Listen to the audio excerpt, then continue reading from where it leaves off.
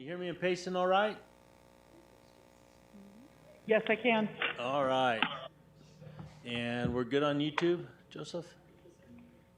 All right. Welcome everyone to Tuesday, June 6th. It's 10 o'clock, pretty much straight up. Call for the pledge, and then we'll have Ryan Breeden of the Way Church of Christ, and I believe he's in Payson, or supposed to be in Payson. He is not here. Is he coming, or do we not know? Okay, we'll just see here in a minute. In which case, if that's, you got it if he doesn't show up? Thanks, Tim. All right, so if you guys will follow me in the pledge. I pledge allegiance to the flag of the United States of America and to the republic for which it stands, one nation, under God, indivisible, with liberty and justice for all. Okay, Tim, I guess you're it. Thank you, sir.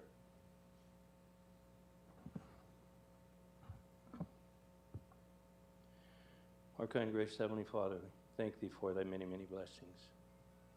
We ask Thee to be with us today as we're in this meeting, to let the Spirit be here to guide us and to listen, to have us listen to those that speak and understand, and have the people understand and when we speak. And we ask for blessings for all of the county and the nation and our first responders. And Heavenly Father, again, we pray for guidance in our decisions that we make. And in these things we ask, we do so in the name of your Son and our Savior, Jesus Christ. Amen. Amen. Thank you. Okay, 2A, presentations. We have a presentation of the University of Arizona's Gila County Cooperative Extension Office Annual Report. As for fiscal year 23 and 24 budget, request to be considered for approval during Gila County's regular budget process. Renee? I do have the hard copies. I'm not sure. I think some were dropped off earlier this week. I don't know. Do you have a copy for us then? Perfect. Thank you. Thank you. Yeah. Samantha needs one. Renee, please. Thank you.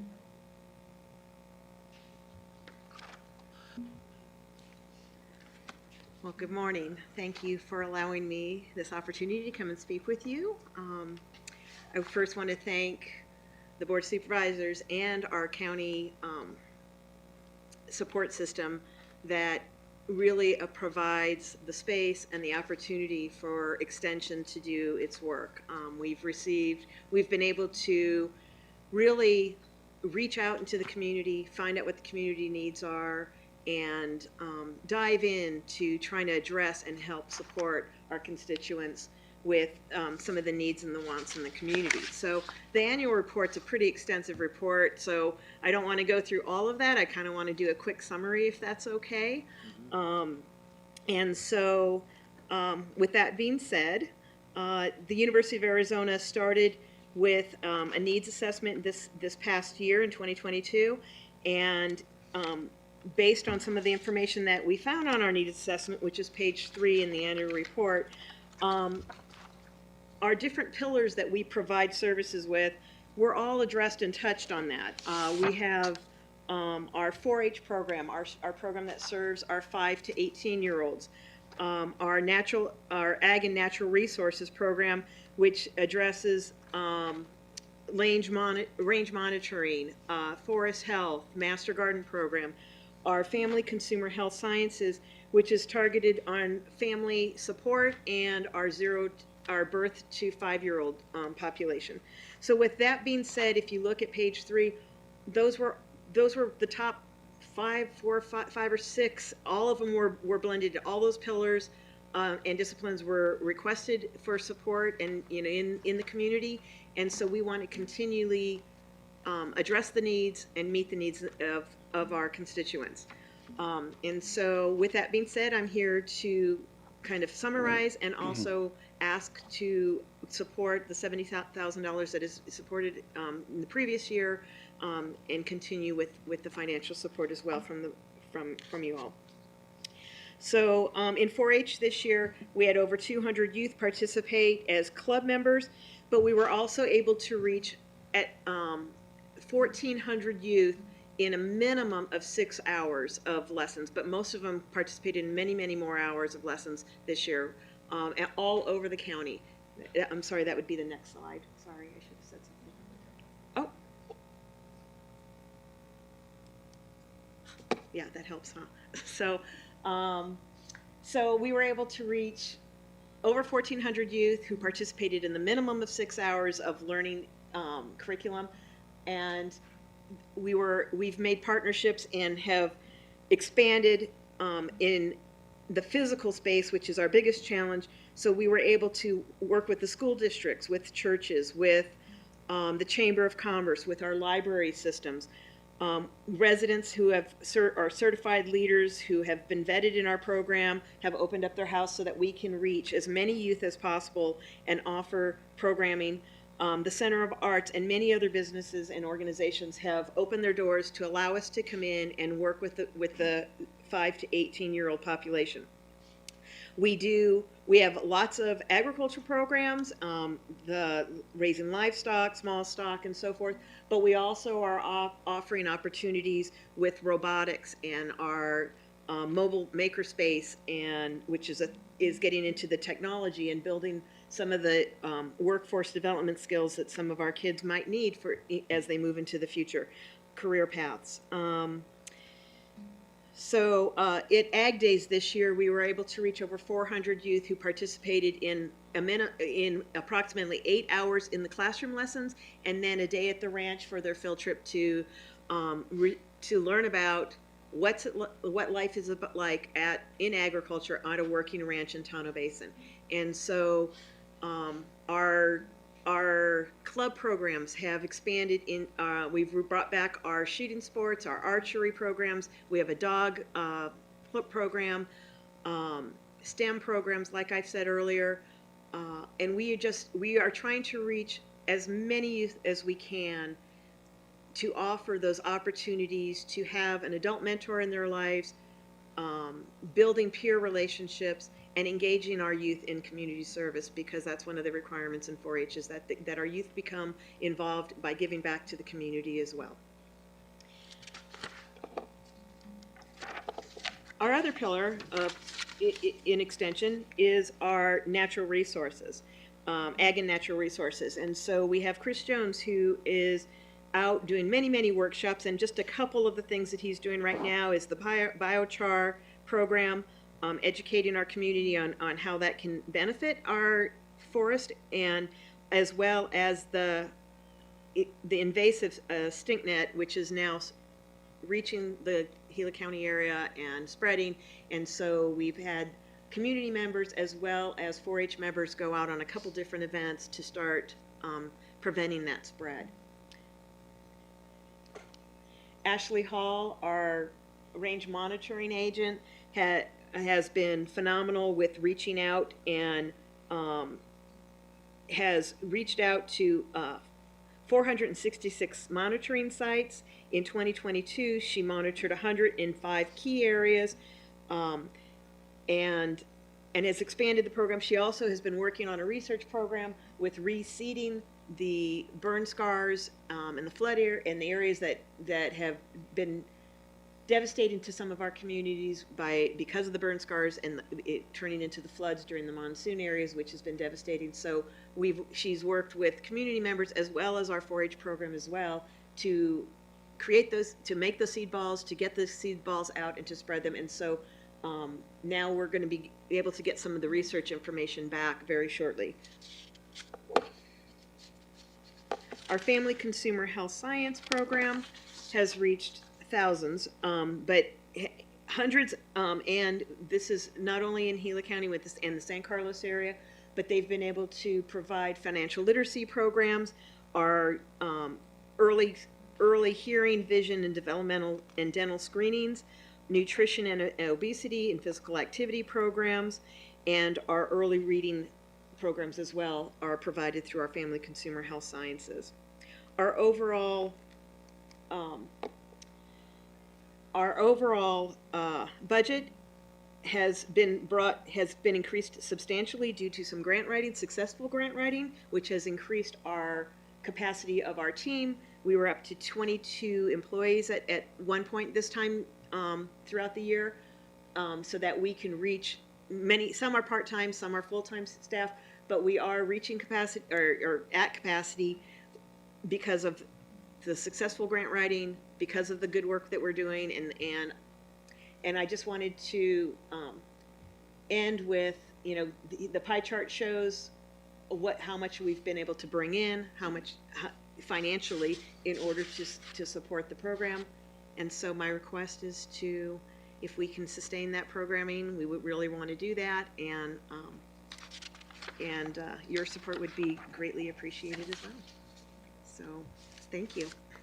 Thank you, Renee. Good job, and I think you'll have some questions. And Supervisor Humphrey? No, I don't have any questions. I just appreciate the work that you've been doing and helping our constituents and help the learning of the youth. I appreciate it very much. Supervisor Christensen? Thank you, Renee. Great presentation. You guys do so much. It's just amazing. But 2, 3, 4 weeks ago, we had a presentation from the shooting club, and I guess that's part of your program, right? That is. That falls under the 4-H program. Right. Yes. And so the idea was, can we expand that throughout more of the county up into maybe the Jim Jones shooting range up there? Is there any plans for that? Yes, actually, there was a shooting sports that was a stronger program up there at one point. We lost our leader there, and so we are actively searching for another volunteer leader. The whole foundation of 4-H, and the only way we can really sustain this program are through the kindness of the hearts of the volunteers that volunteer in the community. Our minimum requirements from our volunteers in the communities to offer at least those 6 learning hours of being engaged at 6 monthly meetings and training the kids, but then also empowering them to become the leaders and to take on some leadership during the meetings. And so we are hopeful. We actually have a trailer already ready to go with archery and some shooting sports equipments for the northern Gila County area. It's just finding the right leader and then getting them vetted. We do a whole background search and so forth on all of our volunteers. So we are really, really hoping that we can find the right person who's willing to take on that minimum 6 hours, but maybe a little bit more commitment to our community service or our community club meetings and the project club meetings, and get that going as soon as we can, because we do have some of the equipment and we are really actively searching right now. Great. It's got to be people up there. I mean, the shooting club might have someone in it. There's, I don't know how you're advertising, but there's a lot of people up there that do a lot of shooting and stuff. So I'll keep knocking on doors. Yeah. We'll find somebody. Okay, But all yes, right. we would definitely like to spread this program. perfect. Maybe on your radio spots you could throw a plug. We could do that. So yeah, there's several ways you can get it out there where people maybe can hear it more. You could get on our county page in the paper, Okay, and that just came out okay, this morning, I think. So it's once a month. So check with Michael O'Driscoll on that, and you might be able to have a little blurb in there on that, looking for volunteer. okay, Okay? we'll do that. Oh, thanks. Good. I think that'd be a hit up there anyway.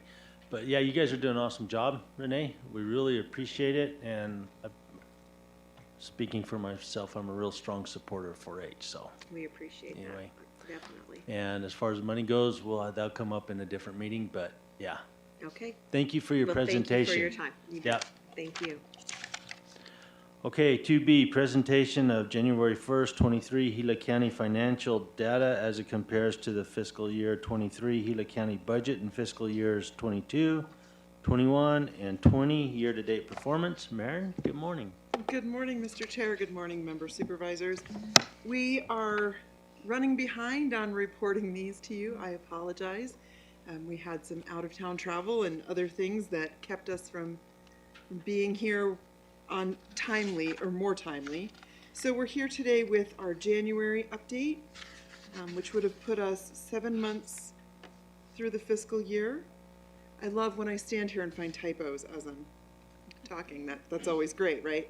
But so 7 months into the fiscal year, our general fund revenues were $7,028,000 more than the same time the prior year. $6 million of that is from the LATCF funding, as you're aware.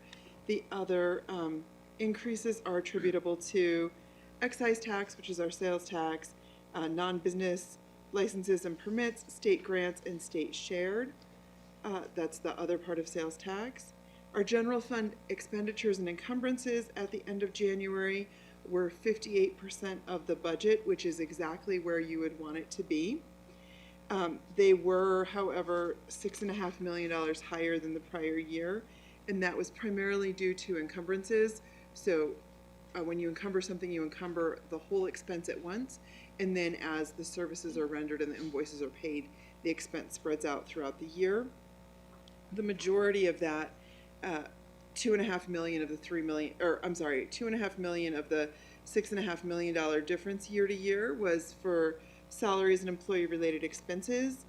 $340,000 was aid to other governments. $325,000 was travel and transport. That's where your Graham County housing for inmates hits the books. So that's what that is. And then support and care of persons is the increase in access and Altex expenses for the year. Overall, though, because your revenues were up over $7 million and your expenses are only up $6.5 million, you're below budget on expenditures overall by about $500,000. And then if we can go, do you want to just do both agenda items at once? Sure. Is that okay with Boss Lady? You good with that, Sam? Nope, she wants to split up. Okay. All right. All right. So do you have questions? Well, I guess then I'll ask if you have questions about January, and then we'll go on to February. Thank you, Sam. Supervisor Humphrey, I have no questions, thank you. Supervisor Christensen. Thank you, Mayor, no questions. Okay, If you take that LATCF money out of that, we're still right on track. you're right on track, yes. Perfect. And we do have, we have instructions with how that should be treated. We just didn't have those instructions in January, so that will be going into its own fund. For the LATCF funds? Yeah, so that you'll be able to see it as a separate line item and not have it lumped into general fund. The auditor and our CPAs gave us instruction since January for how we should make sure we're booking that where they want us to. So we'll Okay, do just that. keeping it separate from general funds, Yeah. basically. Yep, so we'll get that taken care of for you. Perfect. It's just not taken care of as of January 31st or February 28th. No, that's fine, Marion. Thank you. Yeah. So we'll go on to 2C. Presentation of February 28th, 23 Gila County financial data as it compares to the fiscal year 23. Gila County budget in fiscal years 22, 21, 20, and 19 year-to-date performance. Marion? So in February, we did see where our year-to-date revenues in the general fund were only 5.9 million more than the previous year, which means they were actually a little bit lower, right, because of the $6 million LATCF funding. But you would expect that because of the timing for property taxes. So the second half of property taxes comes in April. So you'll see when we bring you the next update that has March and April, you'll be able to see that did bounce back. So as of February 28th, you would expect your revenues to be at 67% of the annual budget, and they were only at 64%. We did, I'm sorry, the wrong one. I'm sorry, general fund revenues were at 77% of the budget compared to an 8-month target of 67%. But when you take out the $6 million for LATCF, they're back down to that 64%. And then your expenses are at 64% of the budget compared to 67% year-to-date target, which is great. That means that you're a little below what you expected to expend. And as in January, the majority of that is due to salaries and employee-related expenses, aid to other governments, travel and transportation, and then professional services started to come up a little bit as compared to support and care of persons in the prior month, and that just has to do with the timing of invoices. So when we come back to you, we will have March and April to update you. and to show you. And you can see on the board that you've got up here that 2023, which is your red bar, so the second one in from the left in all the sets of columns, if you compare the red bar to the purple bar, so the purple bar was where we were last year, and the red bar is where we are this year. So you can see that jump in salaries from the salary plan that you all approved and implemented for the current year. You can see that operating expenses actually are pretty flat there. Does this have a, it does. I don't know if that worked. I don't know if you can see that, but so your operating expenses here and here are pretty flat year to year. And then you can just see in the next two clumps of columns that those differences are mostly where we had encumbrances because we are being better stewards of using the tools available to us to ensure that, you know, the expenses are encumbered up front to make sure we're keeping better track throughout the year. And that shows how great your departments are working with the procurement staff and that things are getting done sort of more ahead of time, right? There's fewer last minute hurry up and wait kind of situations. As Joseph explained at the last work session, right, that the project or process, when you follow it, it takes a long time. And that sort of is illustrated here, right? That when you start the process early and it gets encumbered and then you expend it as you go along, it does sort of shift how those expenses rack up throughout the year, and then it smooths it out by the end of the year. Thank you, Marin. Supervisor Humphrey. No, I just appreciate what the system that you have in line, and I'm sure it's been kind of like herding cats, and you're probably not one of the favorite people with all the bookwork that passes down, but thank you very much for being able to keep us on track and better organized.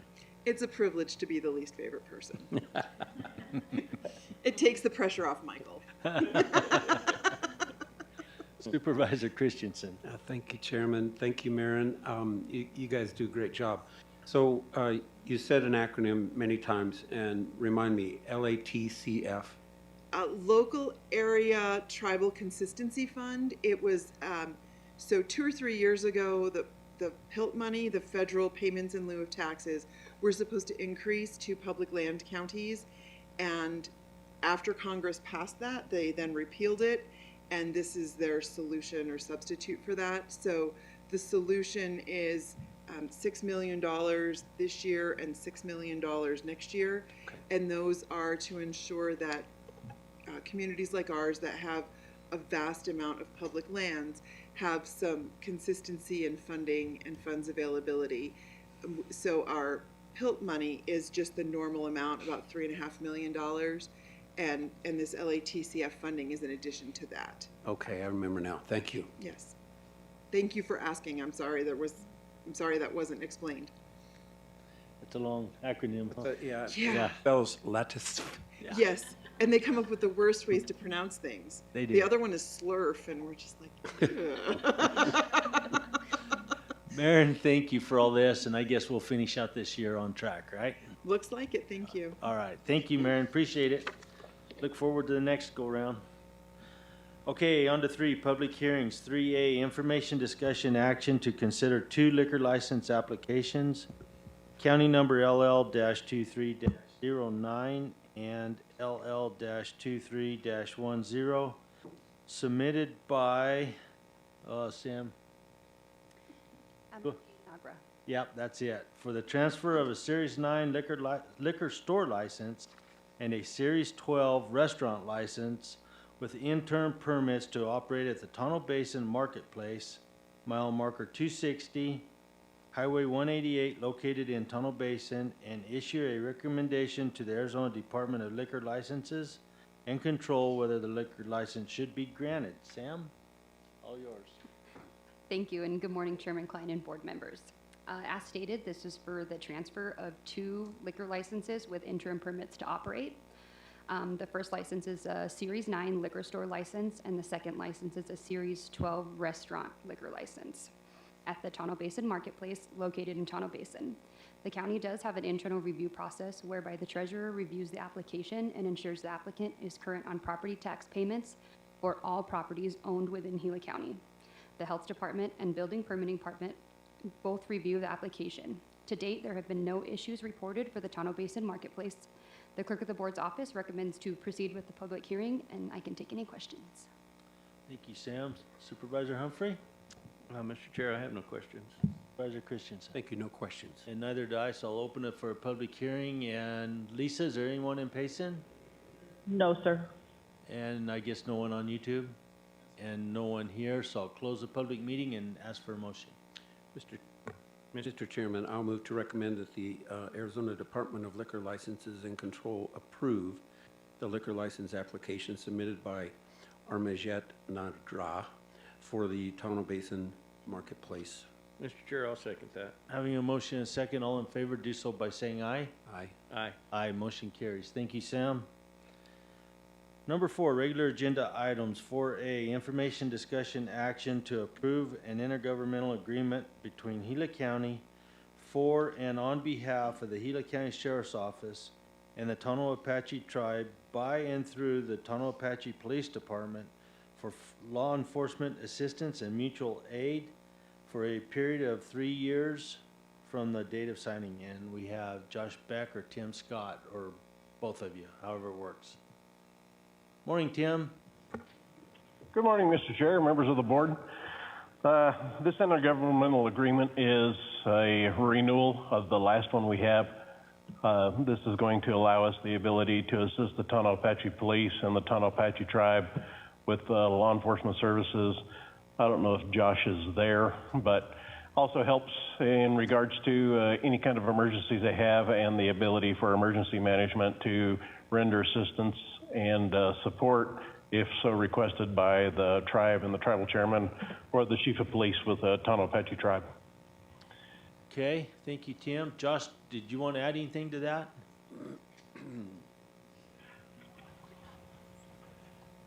I don't have to, but good morning, supervisors, chairman. Yeah, just like everything in emergency, all these little things go together to help us expedite what we can do to help people.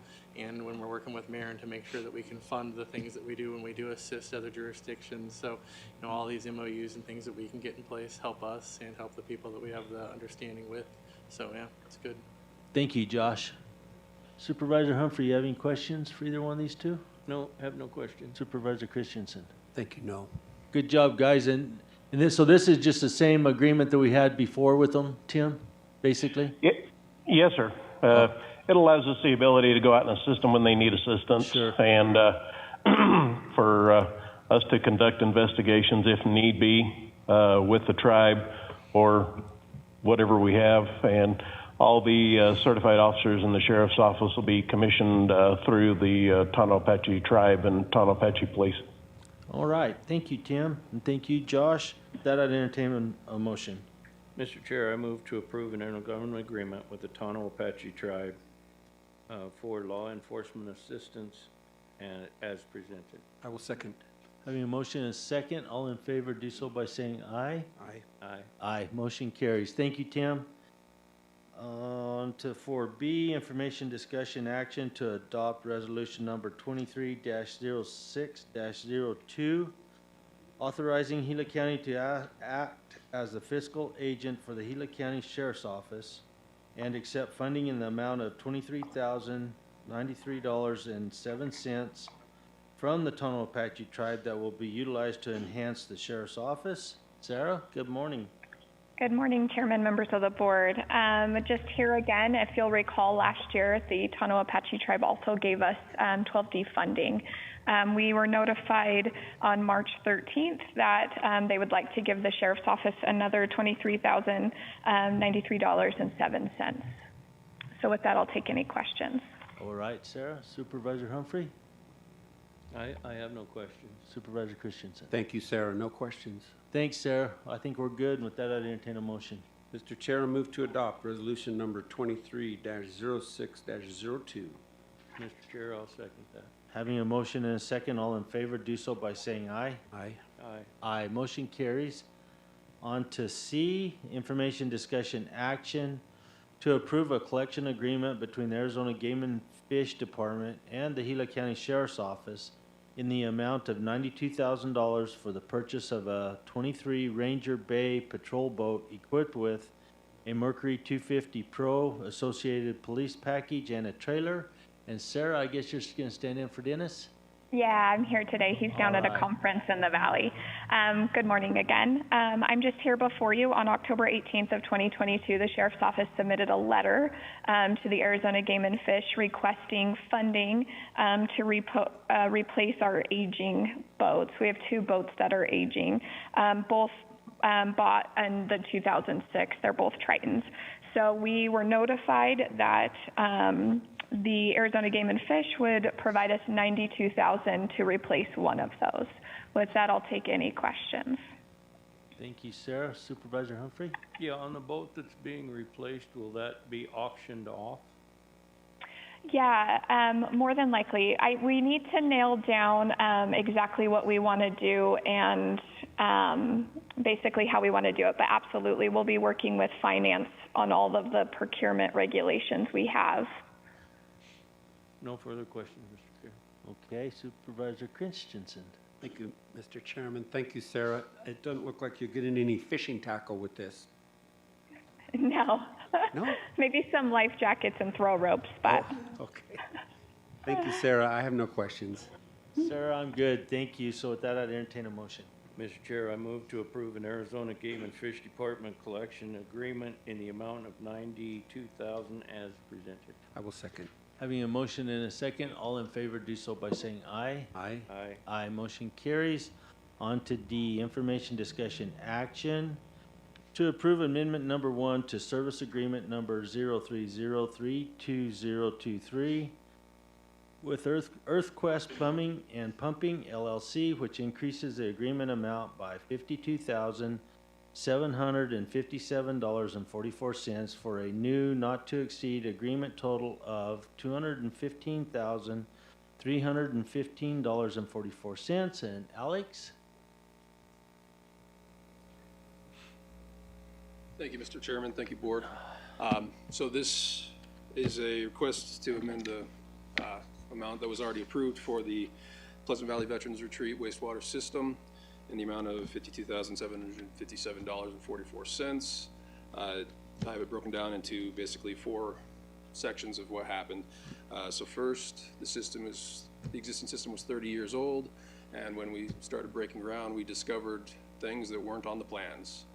So that's our first section, and the cost for those repairs is $7,028. The next 2 sections, as you guys know, this has been a wet winter, and we discovered many things with all that groundwater that didn't exist beforehand. Mainly that at standard operating level, our tanks would seem to be watertight. However, once the groundwater rose to above failures in the tank, we determined that the risers in 2 of our tanks didn't actually hold water like they should, and therefore, whenever the water level rises that high, our pumps would then be constantly pumping up to the lagoon, and our pumps would then burn out, and our lagoons would then be over full to their capacity. And so that's our next cost there of $19,176. The next thing is when they started putting in the last tank, the excavator sunk up to its tracks and ended up creating some damage to the ground that needed to be repaired.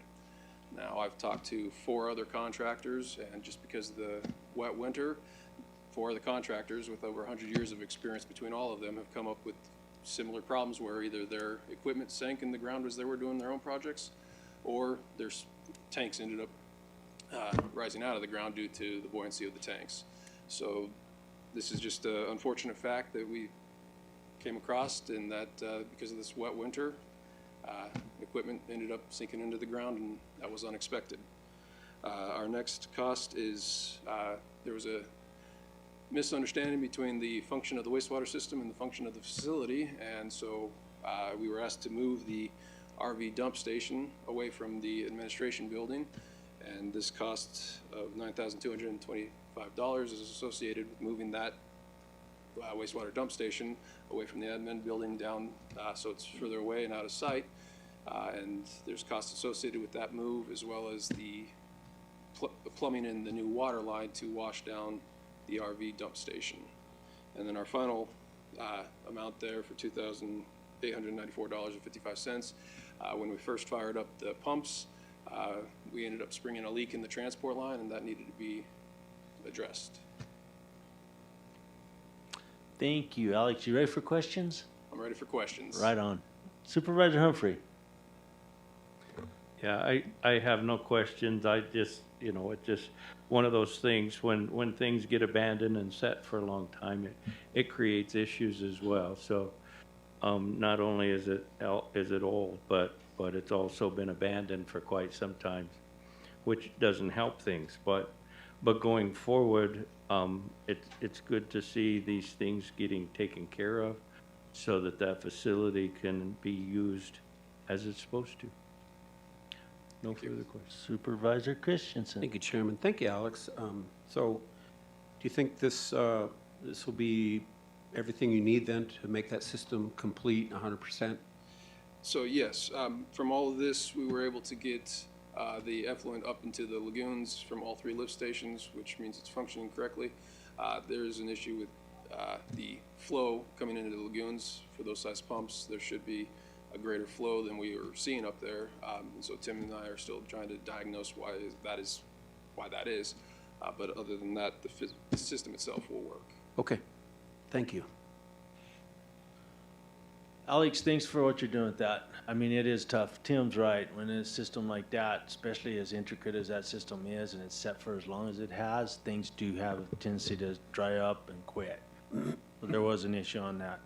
When it came to the winter moisture, yeah, there was no surprise there, none at all. You know, and when it came to contractors and my comments to them, it's the same way. It's like it's all groundwater. So, but the one issue that I do have with everything is the RV dump, and I don't know who come up with that, but that hopefully will be addressed if there ever is another time when something like that has to be put in.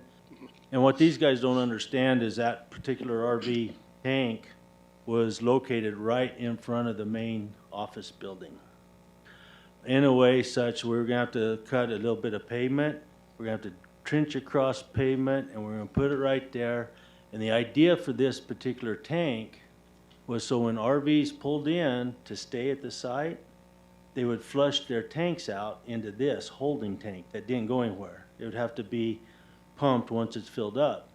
But the problem I have, Alex, and this is something to really keep in mind, when those RVs leave that tank and they go to the RV, they're going to dump those chemicals back into their holding tanks, and they're going to use them, and they're going to pull the handle on it when they leave and flush all that stuff in our system. So my whole thing on that was we spent $10,000 for nothing on that deal. And that's my issue, and I voiced that to the contractor. The one thing was that the hole and the tank and everything had not been purchased yet before we relocated it. Right. And he still had to run a water line, which he would have had to run one there across that pavement even as it was anyway. But this one was a little longer. I could see a little bit more of a charge on that. But as far as digging and actually putting that tank in place, there shouldn't have been an extra charge because there wasn't a tank put in place that had to be moved. Correct. So that charge is strictly for the water line, for labor and materials, and it averaged out to $13. If you look online across the state of Arizona, right now that's averaging about 25, so he actually gave us a pretty good deal on that. Okay. So I'm just making sure of that because that whole particular tank system has been a thorn in my side for ever since I stood there and they told me about it. So thank you for everything. I do understand the part about some things will come up and whatnot. And I hope that you guys are in touch with the Forest Service out of Phoenix on that system. That system was totally engineered and blueprinted. And hopefully you've got those blueprints and everything on that. We do. As I said, they're 30 years old, though. It don't matter. That's what's in the ground. You know what I'm saying? And so And, but I do understand that things give out and there's failures too. But as far as like restrictions or whatnot, bottlenecks in that system should be showing it on those blueprints. And so I'm just saying, in my opinion only, for us to spend any more dollars on this system, there better be a good reason, because I'm not gonna vote for it next time. Okay. Josh? No, I'm afraid to say what I wanted to say. One of the things I wanted to bring up is that we are going to go out to the procurement process to look for maintenance and inspections on this site for, what was it that we want to do? It was in your 3 to 5 years? When we were originally writing a scope of work for this, before we went to emergency procurement, we were going to write it so that the maintenance and stuff long-term was in there. So I just want to remind the board that we will be going out to procurement, and we'll be bringing that in front of you to have somebody do the long-term maintenance and stuff of this. So if we have issues, or hopefully we can catch things while they're less expensive, and Alex and Jake will be in charge of that process. So I totally agree with what you're saying, and Alex knows that this particular system, there's a lot to it. Anytime you're pumping sewer up over a mountain, there's gonna be issues. Only the government could come up with a deal like this. So I get it. And to have somebody that would be on contract to deal with that will be awesome, because there's none of us that are gonna be able to do that. I mean, the simple collections, or to look in a pump to make sure it's still pumping, that's fine, but anything more than that's gonna be a little tough. So that would be awesome. Thank you, Alex. With that, I'd entertain a motion. Mr. Chairman, I'll move to approve amendment number 1 to service agreement number 03032023 with EarthQuest Plumbing and Pumping LLC in the amount of $52,757.44 as presented. Mr. Chair, I'll second that motion. Having a motion and a second, all in favor do so by saying aye. Aye. Aye. Aye, motion carries. Thank you, Alex. Thank you.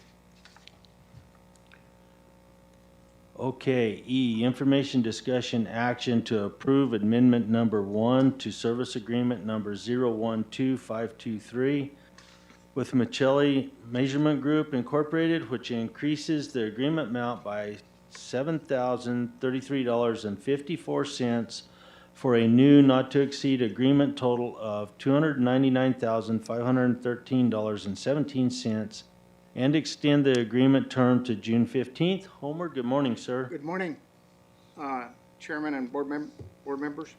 The action before you is to approve that amendment number 1, adding $7,033.54 to the contract as it exists today. It's a small number, 7,034, but we wanted to explain the puts and the takes. Okay. What we're not utilizing in the original contract is cameras that we were going to place. Those are going to be done in-house. And the other one is contingency. The contingency is still intact. We really haven't used it. But because this total contract exceeds that contingency, we had reason to come to the board. Okay. The things that we're adding is excavation.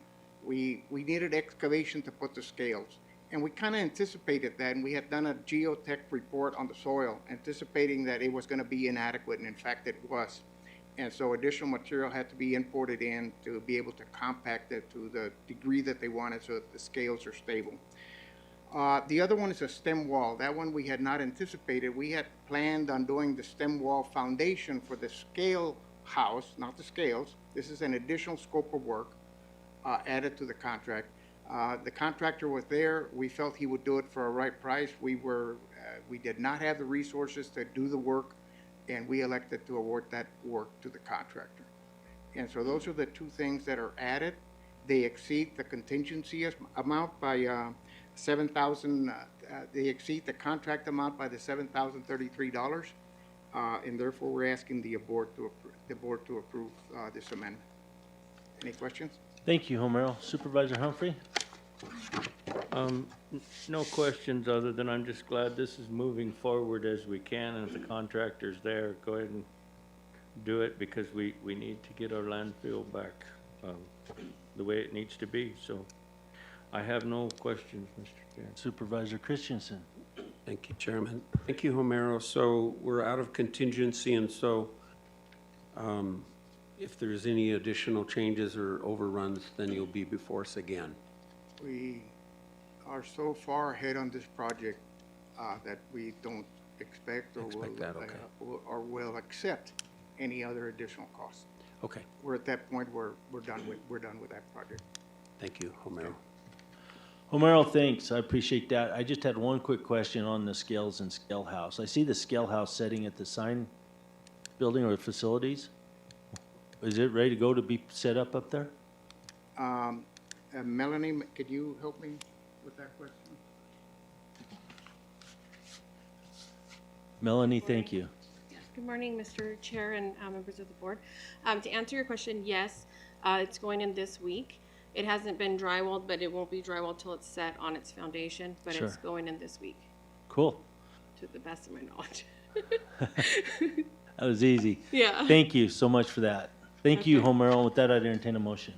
Mr. Chair, I move to approve amendment number 1 to service agreement number 012523 with Michele Measurement Group Incorporated in the amount of $7,033.54 and extend the agreement to June 15th, 2023 as presented.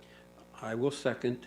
Having a motion and a second, all in favor do so by saying aye. Aye. Aye. Aye, motion carries. Thank you, Homero.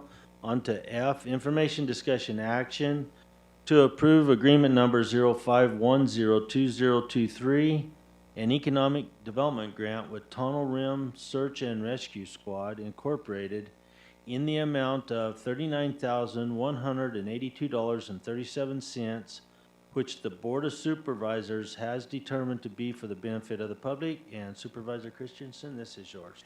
Thank you, Mr. Chairman.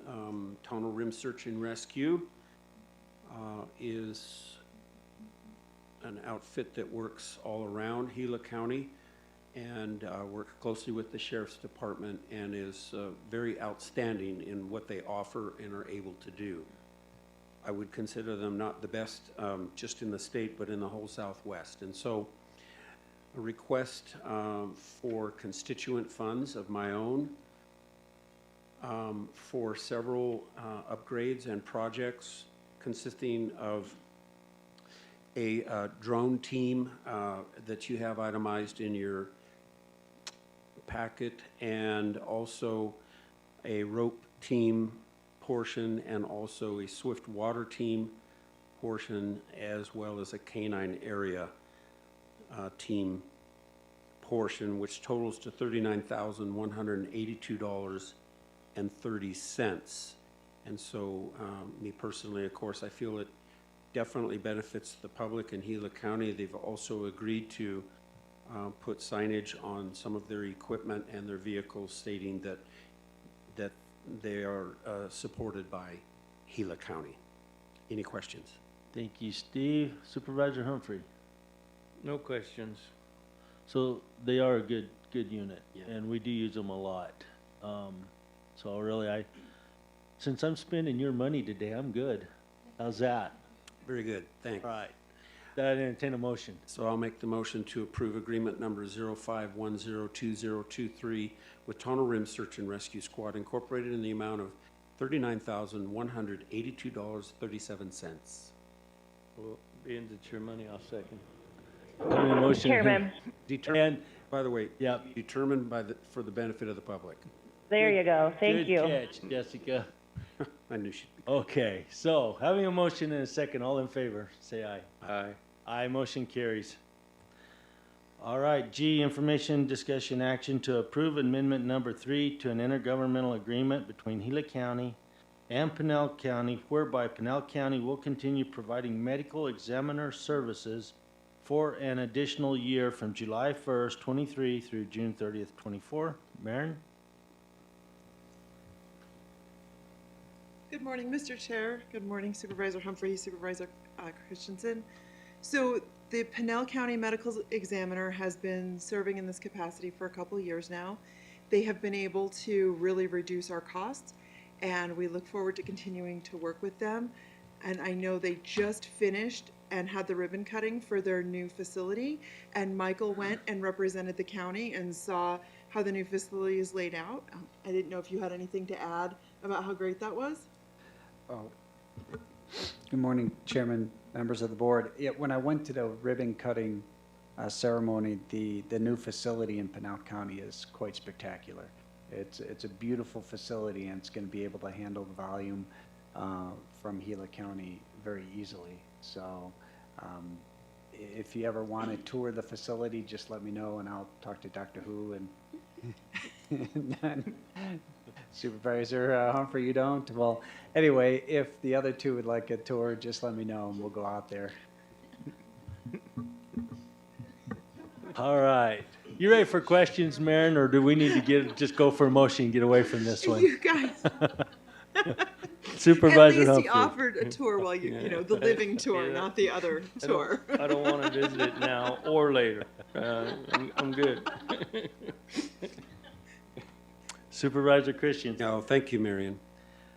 Maren, the only question I would have is how come we're only doing it for this next year? Is it going to be a whole new contract coming up? Is that... Yeah, there's going to be a whole new contract coming up. We had the way the original one was published or created, we had up to 3 renewals. This Okay. will be your 3rd renewal, and then next year we'll have to go out to bid again. Just the way procurement goes. That was my guess. So thank you. That I'd entertain a motion. Mr. Chair, I move to approve amendment number 3 to an intergovernmental agreement with Pinal County for medical examiner services as presented. I will second. Having a motion and a second, all in favor do so by saying aye. Aye. Aye. Aye, motion carries. Thank you, Maren. Thank you. All right, you guys, we'll move on to number 5, consent agenda action items. Do either one of you have anything you want to talk about or pull? I'm good, Mr. Chair. If it's possible, I'll just make a comment. So on item G, I want to commend Samantha Trimble for working especially hard with this one because it came in late, and it just shows a commendable level of service that the county provides to accommodate the constituents, and I really appreciate that. Very good, thank you. All right, with that, I'd entertain a motion. Mr. Chair, move to approve consent agenda items 5A through 5K. Mr. Chair, I'll second that. Having a motion and a second, all in favor do so by saying aye. Aye. Aye. Aye, motion carries. Number 6, call the public. Lisa, do we have anyone in Payson? Call the public, doesn't look like it. No, sir, we do not. Are we good on YouTube, Joseph? How many people we got? Good deal, and we have none here, so. On to 7, for our updates at any time during this meeting, members of the Board of Supervisors and Gila County Manager may present a brief summary of current events. Michael, you want to go first? You got anything for us? I do not, Chairman. Thank you, though. All right, Supervisor Humphrey? No, Mr. Chair, I'm good, other than I have a Tonto Basin meeting tonight at 5. All right, Supervisor Christians. Thank you, Mr. Chairman. A couple days ago, I met with Todd and Andy with Policy Development. That was informative. And also had a meeting out at Beaver Valley. They're considering putting in a Verizon tower there as well. And so lots of public input at that meeting. And tomorrow I will be on KRIM for about 30 minutes just to talk about county stuff. Also have a meeting with Matt Pachork and Gary Morris about Fossil Creek. We're proceeding on that, very encouraging. And the Game and Fish Commission will be meeting on Friday in our new TCM building, and everyone is working hard to make them comfortable and prepared. So that starts at 8 o'clock, and I intend to be there. So also on Saturday is the 60th anniversary of the Lions Club in Payson. So they're having a celebration I will go to. Thank you. All right, thank you, Steve. So yesterday I attended a cattle growers meeting here in the boardroom, and it was also in conjunction with the Forest Service.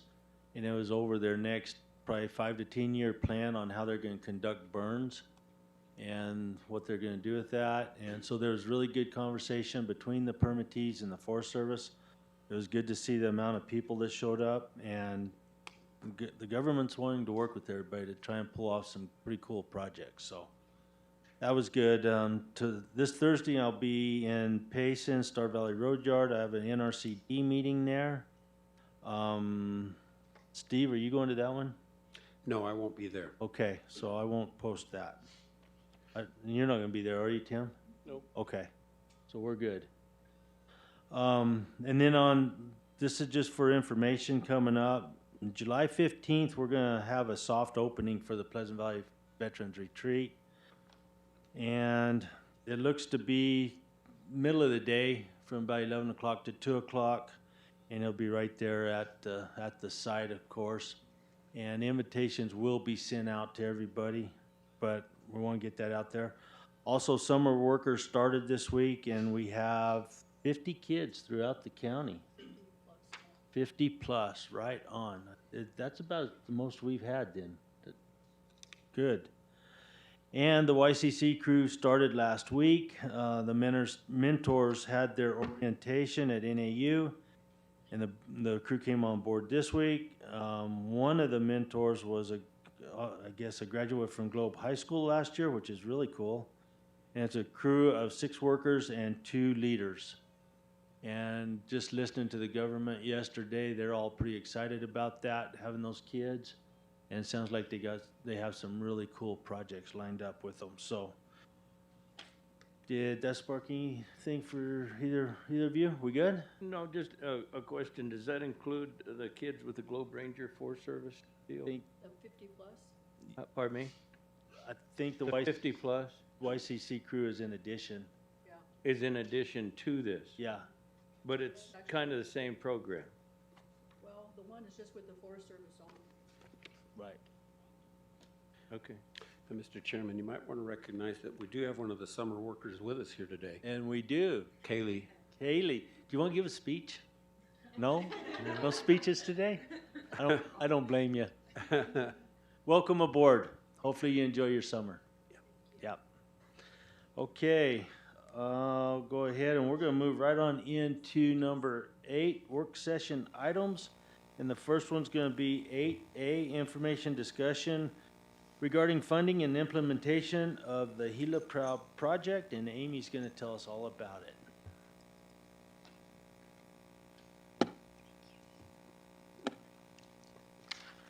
Good morning, Chairman and Supervisors. Thank you for this opportunity. There's a couple of elements here with the Gila Proud project. It's been a year now that it's been going on out there, and we have a lot of really good feedback from the public. Let's see, how do I do this thing? Oh, very cool. So I tried to kind of include some of that there so you could see it. But Gila Proud, the Proud stands for Protecting Our Unique Destination, and it's a partnership between the county and several other agencies, including the hospital, a couple of the mines, cities and towns, to clean up the corridor so that when people enter our area, they see how beautiful it is rather than be distracted by trash and weeds. Over the past year, I know that from July to December, 13.64 tons of weeds and trash were removed, as you can see there.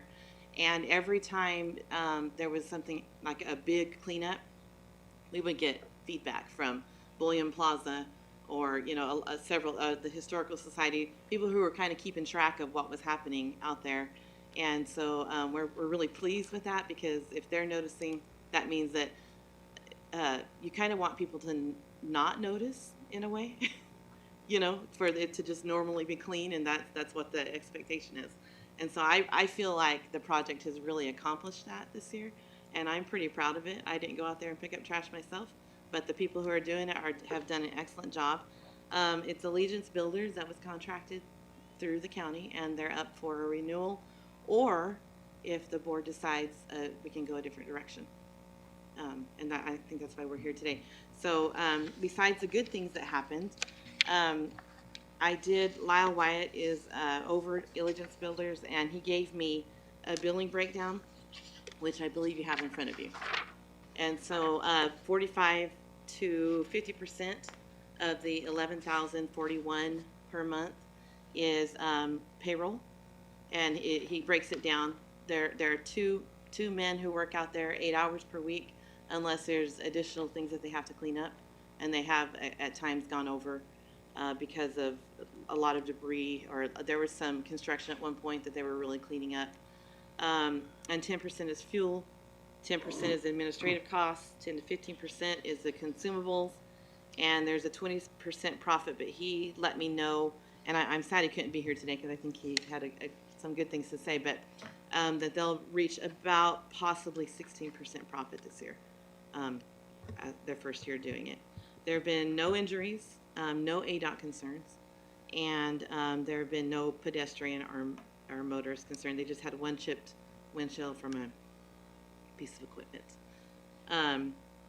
And so with that, I will say though that I was looking at my breakdown of who is part of the partnership here, and I had the county at 10,000, which was the original amount that the county was going to do. It's actually 54,000 is what the county. 54. But the other numbers are correct? The other numbers are correct-ish. Ready for questions? I am ready for questions. Thank you, Amy. Supervisor Humphrey. You know, Amy, I have no questions of you. You're just presenting this, and I appreciate it, the breakdown. And so the Gila County went to 54,000? Yes, that was the amount. And everybody else is where they're at? Yes. Okay. Yeah, the only comment that I would have if he was here is that I see them and they're working quite hard, but I can imagine what it's like to get to the dump with a trailer full of all the grass and weeds and have to hand unload it. I've often wondered, why in the heck doesn't he get a dump trailer? I mean, he could cut his labor in half. That would definitely be a unloading question. that stuff. And that was my only question. Yeah, one of the things that is happening today, actually, is the poppy seeds, the poppy plants. They're collecting them and bagging them and handing them over to the City of Globe to seed some of the areas that they really want the most presentation for the poppies. And then the other thing is they've worked with the town of Miami pretty extensively. The town of Miami jumped right on it and said, hey, we want to clean up some of these areas. How can we partner? And so they worked together, and it was good to see that partnership there. Good. Thank you very much. You good, Tim? I'm good. Supervisor Christian. Thank you, Amy. Good to see a program working. Yeah, the only casualty is windshield, though. It's really good. That is good, especially along the highways. Yeah. It is really nice to see everything's a lot better than it was, so.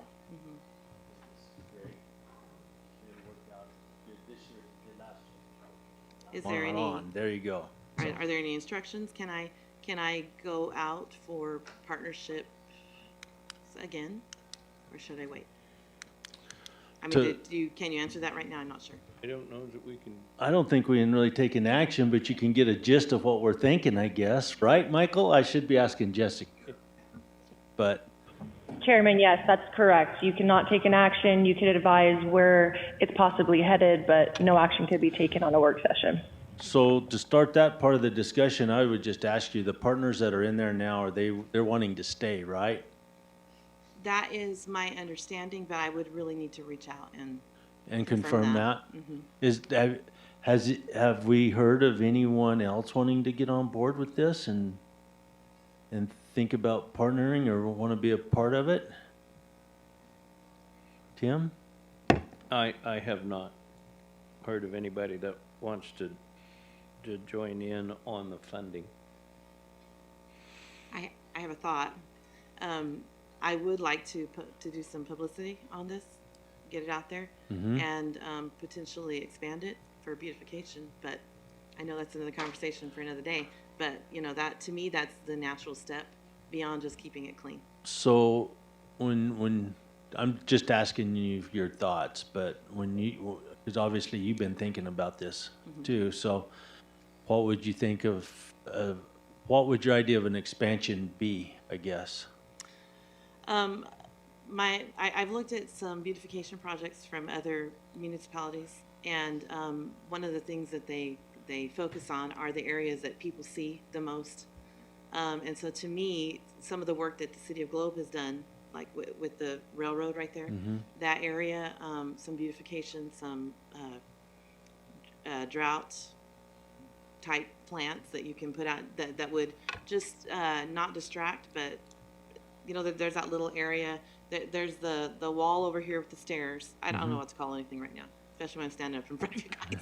But there's a wall with, you know, where there's a opportunity to beautify it where it's not just dirt and weeds growing all the time. Sure. So with all the murals going up, I think that we could have a conversation about, you know, how I'm just one person thinking maybe some flowers and drought-resistant plants, but I think that there might be other really good ideas that people have that I haven't even thought of.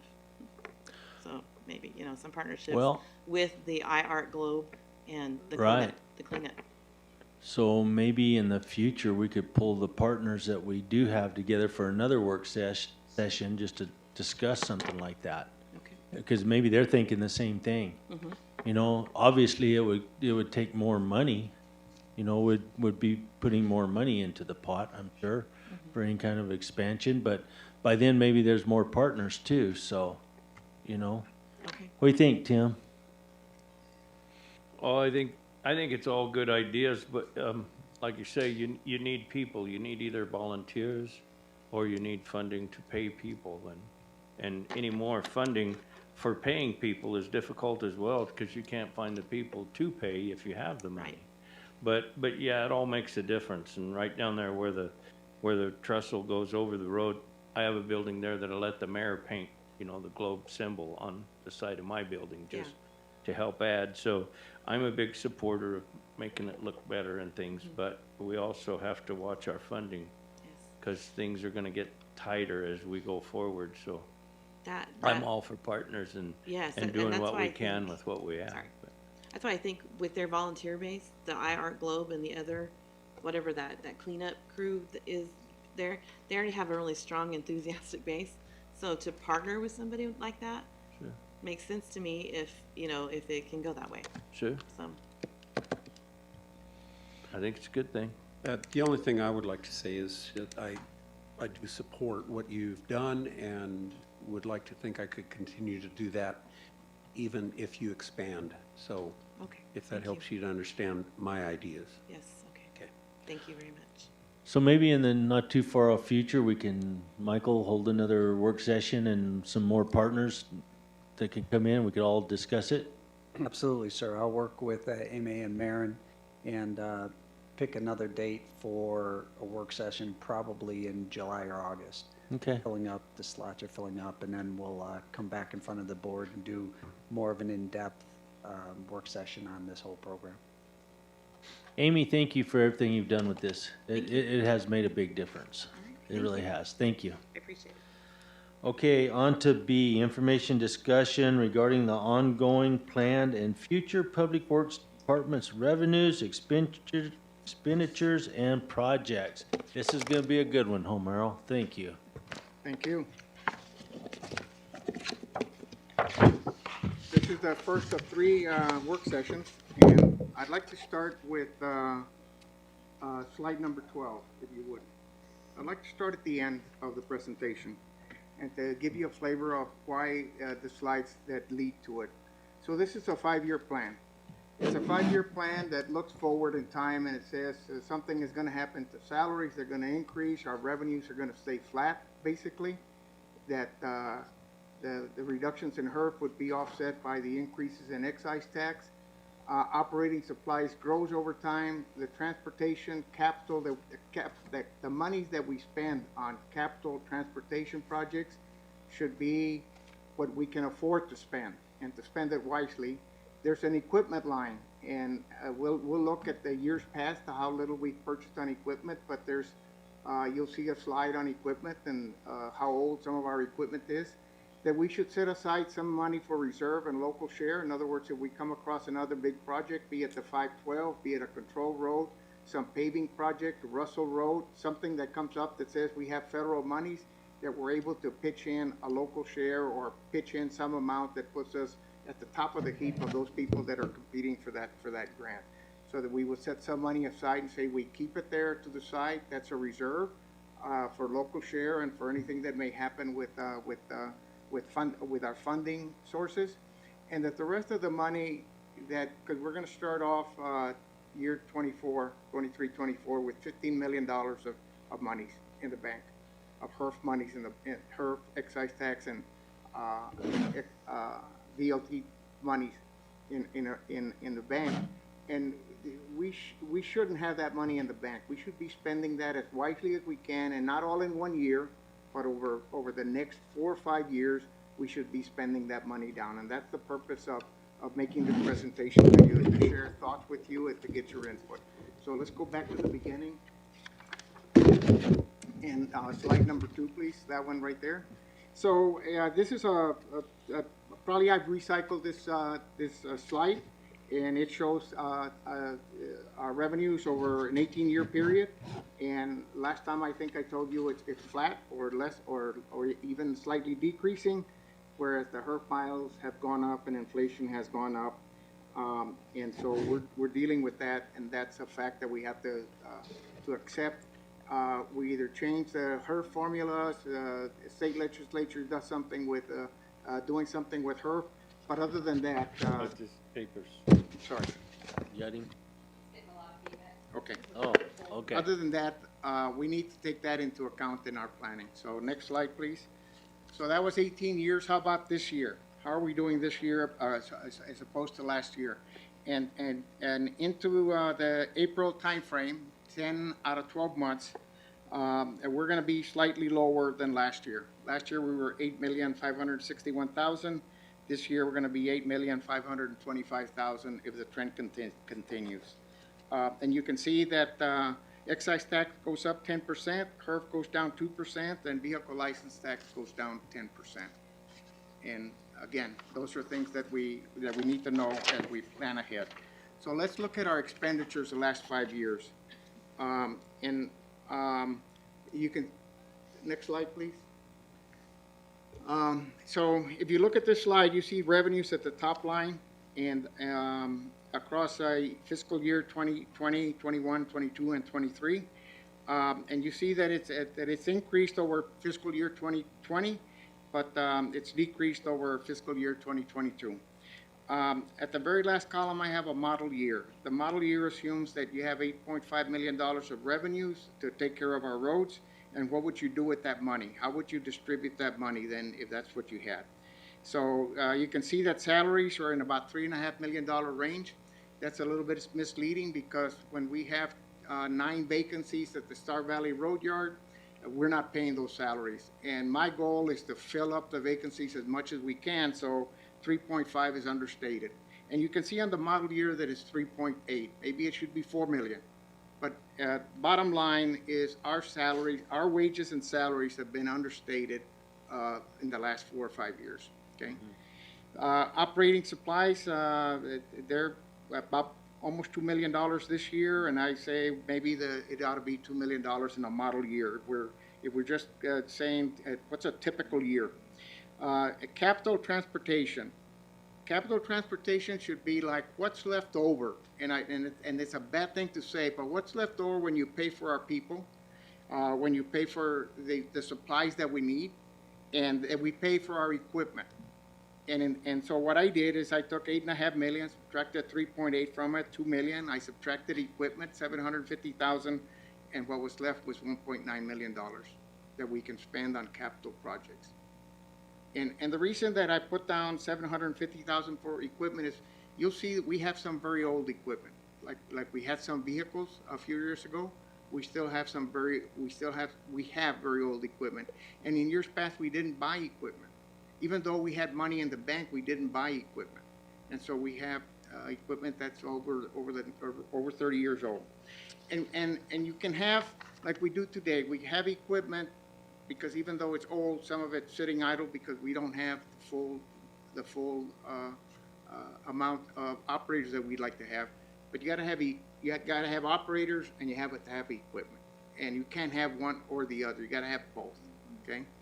And recently we had an issue where we were doing some work, and a 10-wheeler, the motor grader had a flat tire, and the whole crew came to a grinding halt. And yeah, it's something we could have fixed. It was just a tire, but that's an example of something what happens when equipment fails. If our chip box were to fail today, kind of be catastrophic for us, okay? So we need to make sure our equipment functions. And so the carry forward on fiscal year 23, at the end of fiscal year 23 is going to be $15 million. A proposal would be that it be a lot less than that. And in the model year, it's got $6 million, and that's why we're here, to get your input on those kind of thoughts. So next slide, please.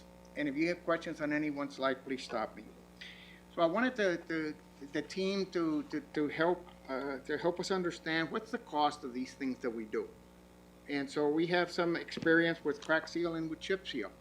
And we've estimated that the cost per mile for crack sealing is about $1,500.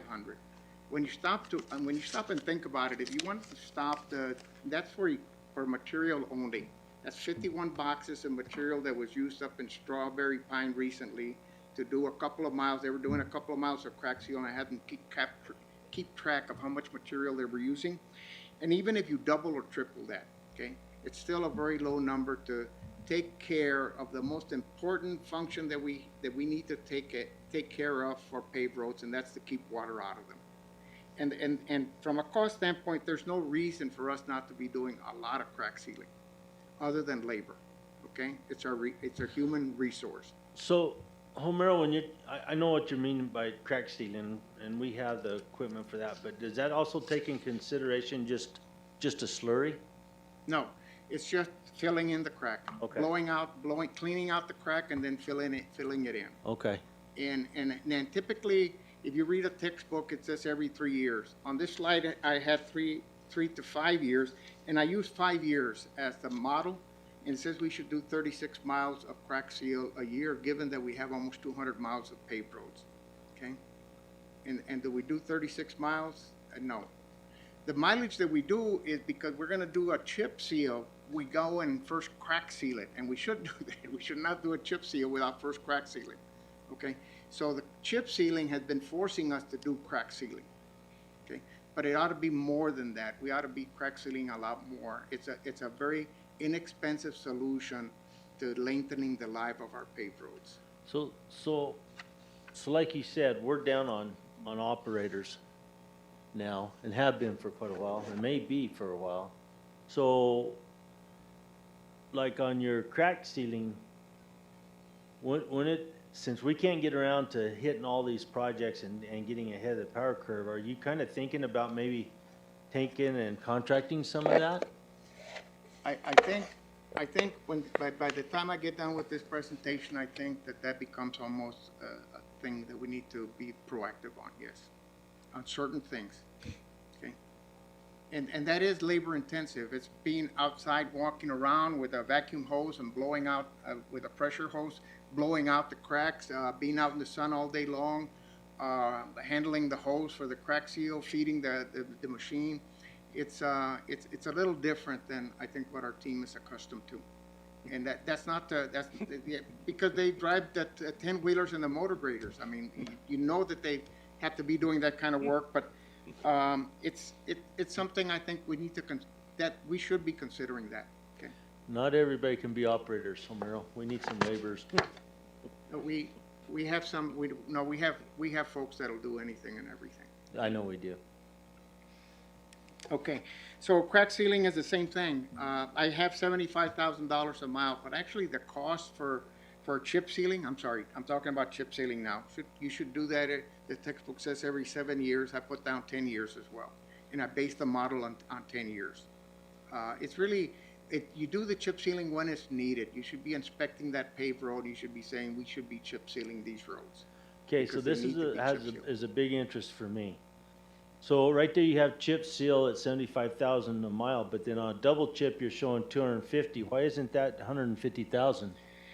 Okay, it's 250,000 because if you're chip sealing a road, you're chip sealing over something that has been paved before, and you can see evidence of failure. So you patch this section, a small section.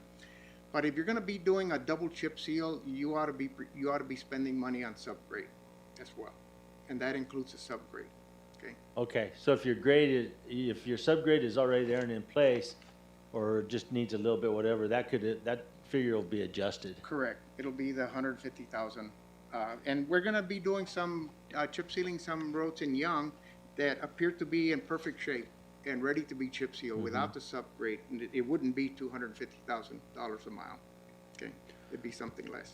Now, if you want it, if you say that's kind of high for chip seal, and if you knew about chip seal material, 75 is more than the chip material that we would be buying. Because I've included there other things like crack sealing the road ahead of time and patching sections of the road that might need to be patched. But the chip seal material itself, at the furthest area of the county that we need to chip seal would be something in the order, if you were just chip seal, oil and the chips, $40,000 a mile, okay? So I just added something additional because you shouldn't just go chip seal a road. You should look at the condition of the road, make the repairs necessary, and then chip seal it, okay? So, me and Homero's had this discussion a lot, and a lot of it's been based around the 512 road, the North Road. Cost of asphalt is extremely expensive, so when you look at double chips or however it goes there, it's an option. But in the northern country where we have snow removals and all that, there's still kind of a question there, just how would that work? And a lot of it, and even in like in Young, like these roads he's talking about chipping, because we remove snow off those roads as well. The big question is can your operators not be so heavily handed on that equipment and just tend to what they need to tend to? And I think that's just something that time would tell, but go ahead, Homero. So we've talked about the double chip seal. That's on an as-needed basis or as required or as planned, okay? Reconstruct, that's a paved road. Milling down a paved road, something that was previously paved, designed with actual pavement, not a chip seal.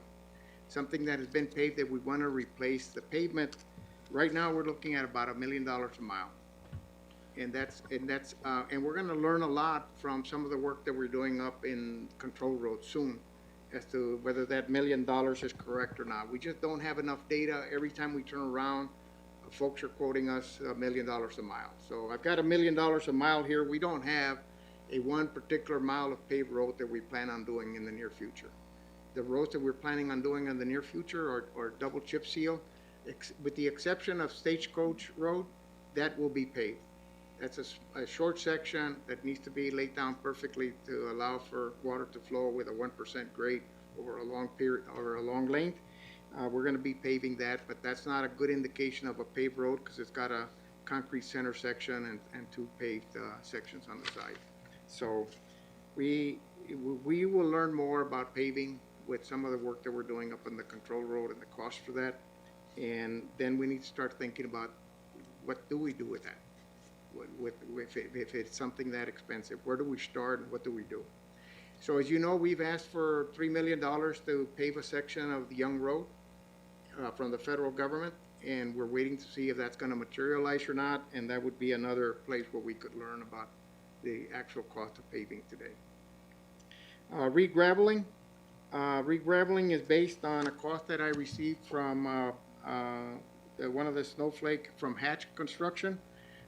They quoted us Class 6 AB material, which will compact well and is typically used for gravel roads.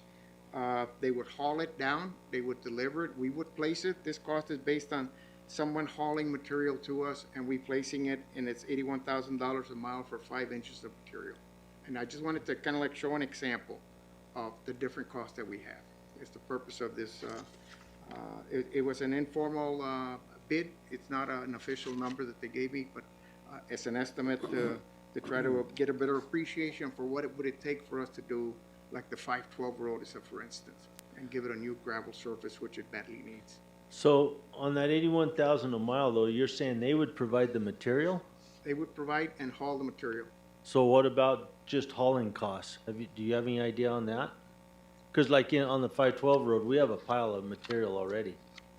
They quoted us a price per hour, and we could calculate that, or we would know because it's a cost per hour per truck. Mm-hmm. Okay. So they gave us that number, and we can work on that. We'll talk some more about that, about the reamer pit in a little bit on one of the slides that I have, because I've got kind of like information that I received from the Forest Service last week on. And Mr. Chair, if we go too much more forward, back on reconstructing roads, I took a ride with Brent the other day, and there's a couple roads in my district that he recommended that they be reconstructed, and was going to work on a schedule. Are we any further ahead on a schedule for reconstruction? We have a slide on that. It doesn't include those roads today. Okay. But what the slide begs for is what do we do not on year 24. Year 24, we're doing about $4 million worth of projects that is it's a bigger watermelon than we can bite on, okay? It's gonna challenge us. Every year we're challenged. We have this list of projects and we'll carry them forward, and in fact, our carry forward dollar fund increases, but our projects haven't been done, okay? Not all of them. And so we've got a lot of projects lined up for next year, okay? And if we get 80% of them, I would celebrate that, okay? But what we don't have is the next 3 years. We don't have projects for the next 3 years, and you'll see that in one of the slides. So if not for 24, maybe it's something we do for 25, and we do crack seal it and just keep it in a certain condition for now. Or we consider the option of contracting, okay? Okay? Okay, for the next slide. So this is a chart that I'm kind of proud of, because the team went through and actually did a very good 5-year plan for chip sealing. I actually have the roads and the subdivisions that this is based on, and the cost per road and the length of the road. And they went out 5 years, and they actually went and looked at some of these roads, and they said these roads need it. Now, are there other roads that also need it? Perhaps. But these roads, they concluded needed to be chip sealed, and it's on this schedule. This is something that needs to be done every year. Every year you go back and you look at your paved roads, and you make this determination, and then you plan for this year. And it also lets you know that if you've got extra material or something and you have time, maybe you can jump into next year on the chip sealing. But anyway, this is a first for us. Normally, we have a plan for this year for chip seal, and that's it. And this is a 5-year plan, and we're starting to look ahead, okay? Next slide, please. So this is,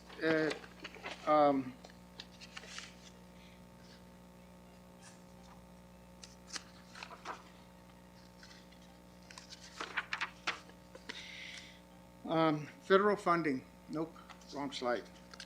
Let's see if I can.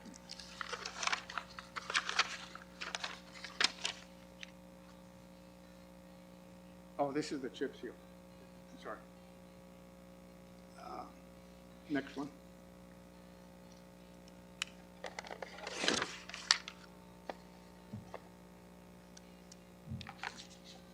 So this is county-funded road maintenance and construction.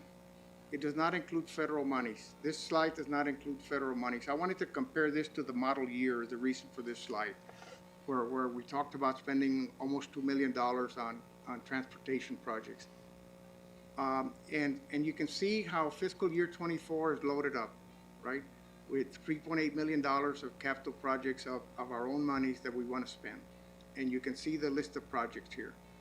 And then fiscal year 25, you see something that says to be determined. So we don't have a good 5-year plan for maintenance projects on our roads other than chip seal. Okay, chip seal we do. But if it was going to be a reconstruction, a double chip seal, a paved road, you see where we need to do work yet on the projects. Now, we do have 19 bridges. Out of the 19, all but 3 are in good shape. There's 3 that are in fair shape. We need to consider what do we do. And some of these bridges are box culverts. EDOT calls them bridges, okay? But we have 19 bridge structures that we ought to be thinking about as well, okay? But there's paved roads that can fall into the year 25, 26, and 27 is the point of this slide, okay? Next slide. This is federal funding. Federal funding, you see, we don't have any federal funding that we think that we are anticipating in '24. Maybe we will get the 512 road, but today, the funding, the things that we have or that we're working on is Tonto Creek, of course. That's going well. The contractor's getting ready to work at long hours. They're a little bit behind. They're trying to catch up. Right now, it's like a June timeframe for completion. Maybe they can move that up, but they're gonna work long hours this summer to try to catch up. We did get an additional $250,000 from the federal government for the bridge. We're gonna bring that amendment to you and the agreement that we have with ADOT. Unfortunately, most of that money is already spent. There's a little left over that if things go well, we get it back. And we'll share all those details with you when I bring that board item to you. Houston Mesa Road, that's a project that still needs to be done. That's 4.5 miles of that 5-foot shoulders that are gonna be paved with rumble strips and et cetera. 4.5 miles of Houston Mesa Road right east of 260. You see the control road, we have projects, the project that we're working on around Whispering Spring intersection with Control Road. You're familiar with that. Young Road, we have monies to do an environmental assessment that we're getting ready to kick off with Kimberly Horn and the Forest Service working together. We had 2 years to spend that money. That would be October of '24. The contractor's expecting to complete the work September of '24. There is a lot of consultations that they have to take place. One of them is with the tribes. And so it's a full-blown environmental assessment that includes archaeology, biology, biological, and all the other elements that go with that. So Homer, you're killing me here. Okay, so especially on the archaeology part, the Forest Service done the assessment years ago. Did they not do an archaeology report then? They haven't. Then why are we doing another one? There's 19 sites, of which there's 7 sites, of which 5 are on the road. And so what was never determined is what to do with them. They identified the sites, but no one put on a piece of paper, what are we gonna do with those sites, okay? And so part of this study is to say, here's what we're gonna do with, are we gonna realign the road? Or are we gonna put enough material on top that it preserves the sites? And they need to work on that. We've only been driving over that road, I don't know, since dirt was created, so I guess. It's an incredible thing, what we have to go through when we work on federal land and with federal dollars, and no one would debate that. It's outrageous, $500,000. It's not our money up there, you know, it's still our money, right? But it's federal money, okay? But I don't know how else, I don't know what else to do, right? That's all we can do. It's just a shame that we're taking that much money and dumping it into something that I have a hard time agreeing that needs done, but I guess it does. But then thank God we didn't have to come up with it out of our own pockets. But it is still taxpayer dollars we gotta be accountable for. Got it. And the biological, as you know, they need to do that every so many years. Animals move around, et cetera. But hopefully, we've been traveling on that road for a long time, and hopefully all the things are minor so that we can move forward. And of course, I just mentioned, I think, Control Road and Whispering Pines. We've got $1.5 million that we hope to spend between this year and the end of the next fiscal. So next slide, please. I wanted to share the slide on heavy equipment, just to show that we have 3 motor graders older than 30 years and 3 10-wheel dump trucks older than 30 years. And then, of course, what you don't see on the slide in detail is the water truck, the belly dump, the loaders, the backhoes, and the semi-trucks. Semi-trucks are, by the way, a very important piece of equipment for us. And even though they're not on that slide, if we were to spend, let's say $750,000 a year, sooner or later you'd see a semi-truck in the list as the time goes on. They're old and they're important for us. We haul equipment back and forth. We share equipment, and we need to do that. But there's no sense in us having, and I talked to the team, and some of those 10-wheel dump trucks that are older than 30 years, they really like them. But we still need to make common sense out of what do we do. Every time we buy one of these pieces of equipment, it can't be based on the statistic that I'm showing you up here. It's got to be based on the statistic plus the team input. Is it time for that vehicle to go? But we've got old equipment. Look at the ones that are 25 years or older. You know, we got a large percentage of them, 30% or more in both categories. So anyway, it's a necessary part of our expenditures. Next slide, please. You know, I showed you this slide a lot of times because, and I mentioned this to the Forest Service every time I talk to them. Last time I talked to Matt Pachorik, he told me, I know, Homer, I know. I told him how important the material pits are for us. Because if it weren't for the material pits, I don't know that we would have $15 million to carry forward, okay? But the material would be expensive for us. Hauling the material, the fact that the material pits are strategically located around the county is just as important as the pits themselves, okay? Because the hauling cost is oftentimes more than the cost of the material. As a matter of fact, for us, it's probably the case all the time. The Raymer pit, we've been in there before, and I've talked to the Forest Service, and just last week, they told me, they gave me verbal approval to go back into Raymer pit into the disturbed area. And I'm working with Eddie Wisdom, and the Forest Service says, just don't do it until we give you a piece of paper saying that. And that's what they owe us, okay? At the same time, we're gonna go get environmental assessments for the other three. It's just, and we don't know what the cost is, and when we do, we'll come share that idea with you. But if it's excessive, and it can't be $500,000, I think it'll be in the $10,000 to $20,000 range per pit. And if I were to do the math on that versus the amount of cubic yards that we get out, I think I could easily demonstrate we should do it even without participation from the Forest Service. But every time I talk to the Forest Service, I'm asking them, can they do some of that work themselves? At this point, the answer has been no. But nonetheless, they're going to allow us to go into Raymer pit this year, and see if we can blend that in with some of that material we have, and maybe get someone to truck it for us and move forward. Okay? So I want to tell you thank you for doing that, Homero, and I'm going to give you guys an example. 6 years ago, I stood in Raymer pit with James and our Public Works Director and Brent Klein and Danny Savage and everybody pushing on that pit. Homer just tackled this project in about the last 6 months. So there's some things that I want shown why we're in the situation we're in right now. And that was there's been a whole lot of feet dragged through the sand. And I've got a lot less hair than I did 6 years ago. So Homer's really helping. Thank you, Homer, for that.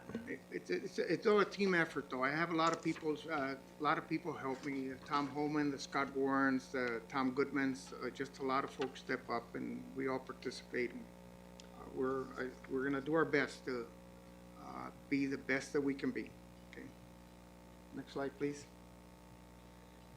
So I wanted to talk about our team, and you just you beat me to it, Supervisor Chairman Klein. Recently, we promoted Adrian Mata to be a regional manager for the road yard here in Globe. We have Wayne Jones as a regional manager, road yard manager for Star Valley Road Yard. Wayne is setting a great example for what a regional manager should be doing. Actually, he is expanding the horizon of his scope of duties and responsibilities. And that's what we wanted. We wanted the regional managers to be making more decisions every day, both short-term and long-term. You know, what should he be chip sealing? What should he be paving? What are the roads? How is he assigning his folks for a year? Because actually the work that we do in the road yards is very seasonal. You can't pave in January, but you can snowplow in January. You can clean culverts in January. You can't chip seal in November, but you can in the summertime. And so there's a seasonality to the work that they should plan like a whole year out. Here's how we're going to tackle all the problems. we need to cut weeds, but there's only a certain times to go do that, okay? So there's a right time to do that. There's a seasonality to it. And so some of the things that I have up there is that I would like for the regional manager to pursue is the recruit and train. They need to help us to do that, and they need to help us retain folks. How do we keep the folks that we have interested in what they're doing to stay here longer? Long-term planning, and we need to pursue efficient operations. We need to plan our work. We need to measure our work. Without those two components, we never improve. And that's my expectation of them, and I'm going to be working with them. So the regional managers now report directly to me. Brent Klein has agreed to become the safety manager / special projects. He'll be responsible for the sign shop and special projects, meaning he helps us anytime we ask him a question, because he's got so much history and knowledge about different things that when we go to him for help, that he would help us if he can, okay? So that's a change that's taken place. Apprenticeship program, we have 15 applicants. We're gonna be interviewing this month, and we're gonna be selecting at least 2 of them. And based on the quality of the folks that we interview, maybe more than 2, but at least 2. That was gonna be my question, Homero, are you thinking to keep it pretty well limited at a lower number just because to kick off this first year of doing this? That's kind of your thoughts? Correct. I'd overwhelm Wayne does have a different job. So I want to bring something up with Wayne, about Wayne right now. And I don't know if you two know this, maybe you do, but Wayne has stepped out there to implement a CDL program in the county. I, for one, will tell you that is a huge plus for Gila County.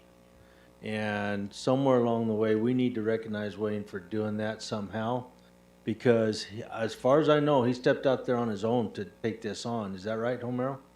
Correct.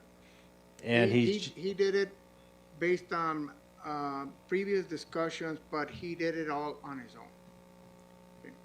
And we have we've put a program in place that says we can have as many as 1 CDL trainers per road yard, and we would be offering them 10% increase in pay, and we have completed that. That right there alone, you guys know, a lot of times we have good people that want to apply, but in the past, they've had to go obtain a CDL license in order to apply. Now we can bring those folks on, still under probation, work with them to get their CDL, and if they pass, great, and if they don't, that we've done as much as we can. But it sure opened up a lot of doors for us, and it was really a big help that Wayne stepped out there. And in addition, we're going to be offering them to our temporary operators, folks that have heavy equipment experience but that don't have a CDL. We're going to offer them. You want to get a CDL? Wayne, talk to Wayne. What about supervisors? Supervisors meaning? Yeah, me. I'll help you in the winter, Homero. Oh, that'd be fun. So, Homero, can I ask, Mr. Chairman, as they improve their credentials, as you've tried to work with facilities and other places, this then offers them the opportunity for more pay as they improve their credentials. It's not just simply a certification, it may be followed with an increase in pay. For the operators, is the question for the Yeah. operators? Mm-hmm. Yes. So the last little paragraph here talks about a progression plan from operators to senior operators. And what we'd like to do is if you've been here 2 years with Public Works, if you have a Class A CDL, if you're proficient on 2 types of heavy equipment, and you pass these road scholar classes that you can take online at home, for instance, Wayne took them all at home. Or we would be offering our operators time to take them during work. If you pass 16 out of 18 courses, you would progress from operator to senior operator. We put a policy together. We sent it to county manager late last week, and we expect, because we've had so much discussion on this, we think that'll get signed off quickly, and we can start offering that to our folks. Recently, we hired in Star Valley a person that did not have a CDL, because our operator job description today does not require a CDL. but it requires that you get that CDL in 9 months, once you're hard, and it's a hard 9 months. A hard stop at that point. If you don't have it, you're out. If you have it, you continue with us. And that operator would then have the opportunity to seek that senior operator status and pay. Okay. So we've done a lot of things, and I recently sat with one of the groups here, the road yards, and I've met with a road yard operator for many, many years. And every meeting that I've ever had with them, pay is been brought up. And yes, we need to continue to do in Gila County, we need to continue to look to see what we can do for our folks. There's a limit, there's a budget limit, and what I tell folks is pay is part of the solution and part of the problem. Okay? Pay is not the total answer. It's all about how do you feel at work? Do you get a sense of accomplishment? Do you have room for progression? Is there light at the end of the tunnel? Is it enjoyable to be here at work? Do I feel like I'm contributing? All those kind of things matter, but we need to take care of pay as time goes on, okay? And we can never lose sight of that, I think. Next slide, please. Homero, let me ask you one question. That's good right there, but so this has been a real topic of discussion everywhere I go because it's between the landfill and the road department. We tried to balance everybody out once upon a time and didn't quite make it. Landfill went a little bit above the road department. So my question is, and I really appreciate where we are on wages now, and I agree with you, the fact we still have more work to do, but so if we have somebody like this guy in Payson, was it Payson that was hired without the CDL? Yes. So he's going to get a CDL and he's going to get bumped up eventually. And after 2 years, he'll be in a senior position, right? Correct. So if we hire somebody off the street that comes in to work with us with already a CDL and experience, we're going to hold them back for 2 years before we'll be bumping them into a senior position? If we had somebody apply that met all the senior operator requirements, there's a job description for senior operators. If he meets that, he comes in as a senior operator. Okay. That's all I needed to know. Thank you.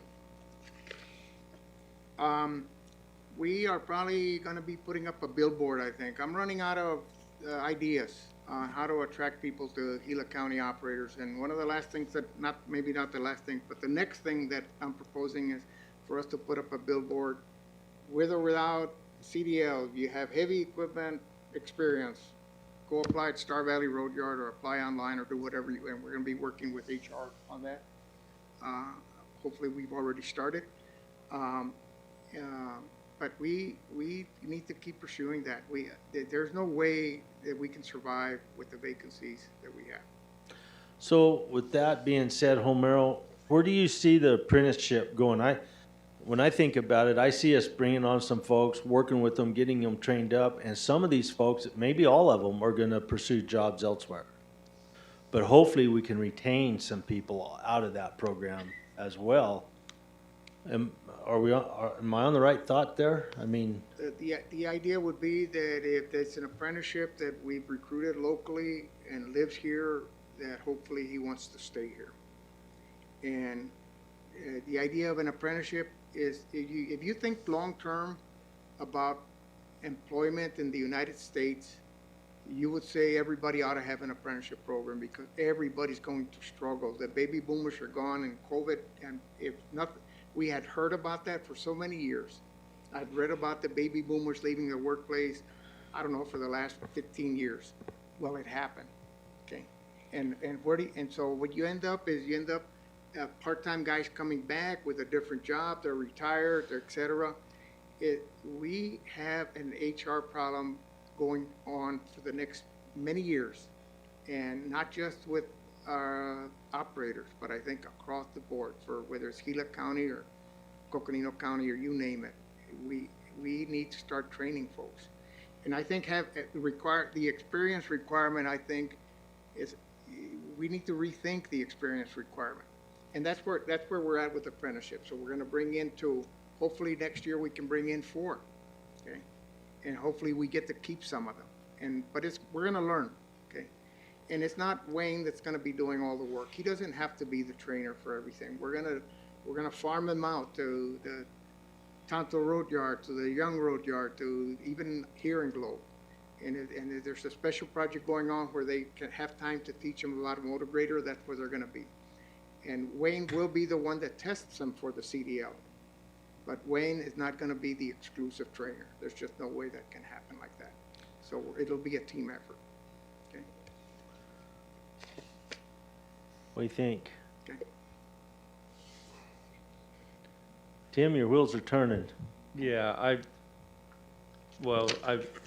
I just appreciate everything that Homero is helping us work with, because everything from bringing in part-time, I remember us fighting hard to get staff to let us use part-time operators, because they said, well, they'll tear up the equipment. Well, if we don't have any operators, we need it. So thanks for the part-time. Because we're with part-time, we're able to get projects and roads done that we couldn't get to earlier. And the retired, the guys that are ranching and have days to help, that's all appreciated. The apprenticeship is something that I support 100%. Trying to encourage these youth to reach forward and to help train them. It's just all. I guess it's a different attitude than it was when I first became a supervisor, and I appreciate the attitude very much. It's like, okay, I can. Let's go forward. Let's see what we can do. Instead of find 5 reasons why you can't do something, let's find one reason why we can. And you said earlier that we're challenged on the projects that you've put in front of us.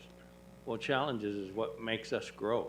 And so I appreciate a challenger. I wouldn't be sitting here as a supervisor. And so I appreciate the challenging staff as well, because that's the only way we get more done, because we're all working for the people. So I'm just in appreciation for the presentation and in me the positiveness of going forward with the challenges and trying to help people part-time and help them get trained as they need to. So I'm just in appreciation, Mr. Chair. So I'm tickled over the apprenticeship program and the chance of doing something different with that.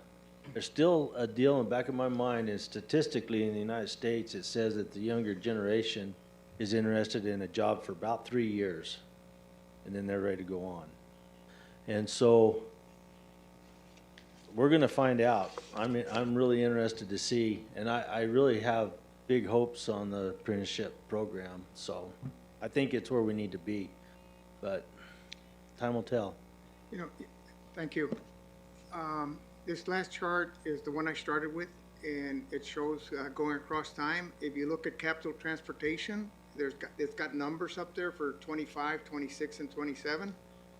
But I inputted, it said to be determined, and I had $1.5 million or something like that.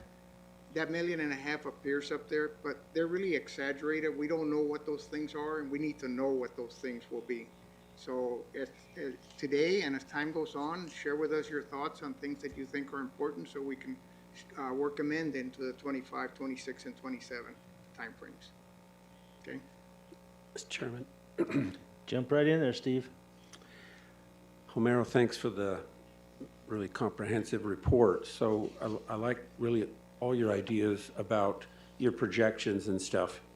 The over $15 million carrying forward, I agree with the idea of reducing that down to about $6 million, and I think that's a really safe number.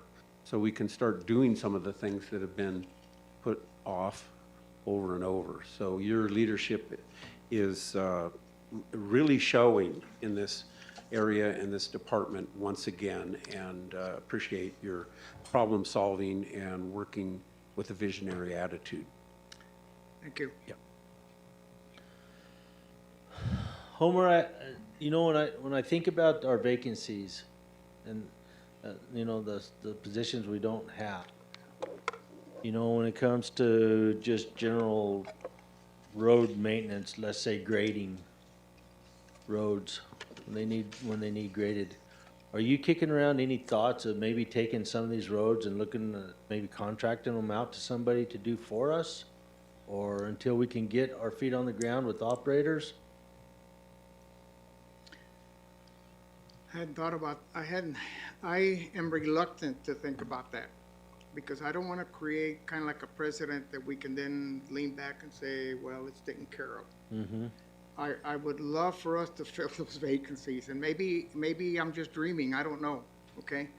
But I'd rather do it with part-time folks. And I would even go to the extent of having a part-time supervisor, whatever it takes to still keep the cost as low as possible. When we hire a part-time guy, it's different than hiring a contractor. The part-time guy is taking the wage that we would give an operator without the benefits, and they come and go. They work as we need them, and actually, it's a cost reduction if you want to think about it that way. Mm-hmm. Okay. And we need to capitalize on the part-time folks. But they come in without a CDL, so now I have no one to transport equipment. And we could be transport, but if I had a couple of part-time guys that had CDLs, and we're gonna work on that, then we have really moved forward as time goes on.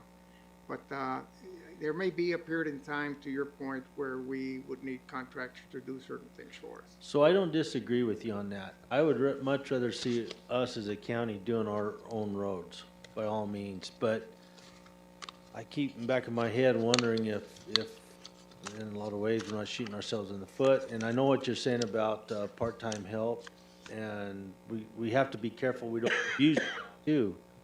And when you're low on staffing, it's easy to abuse that.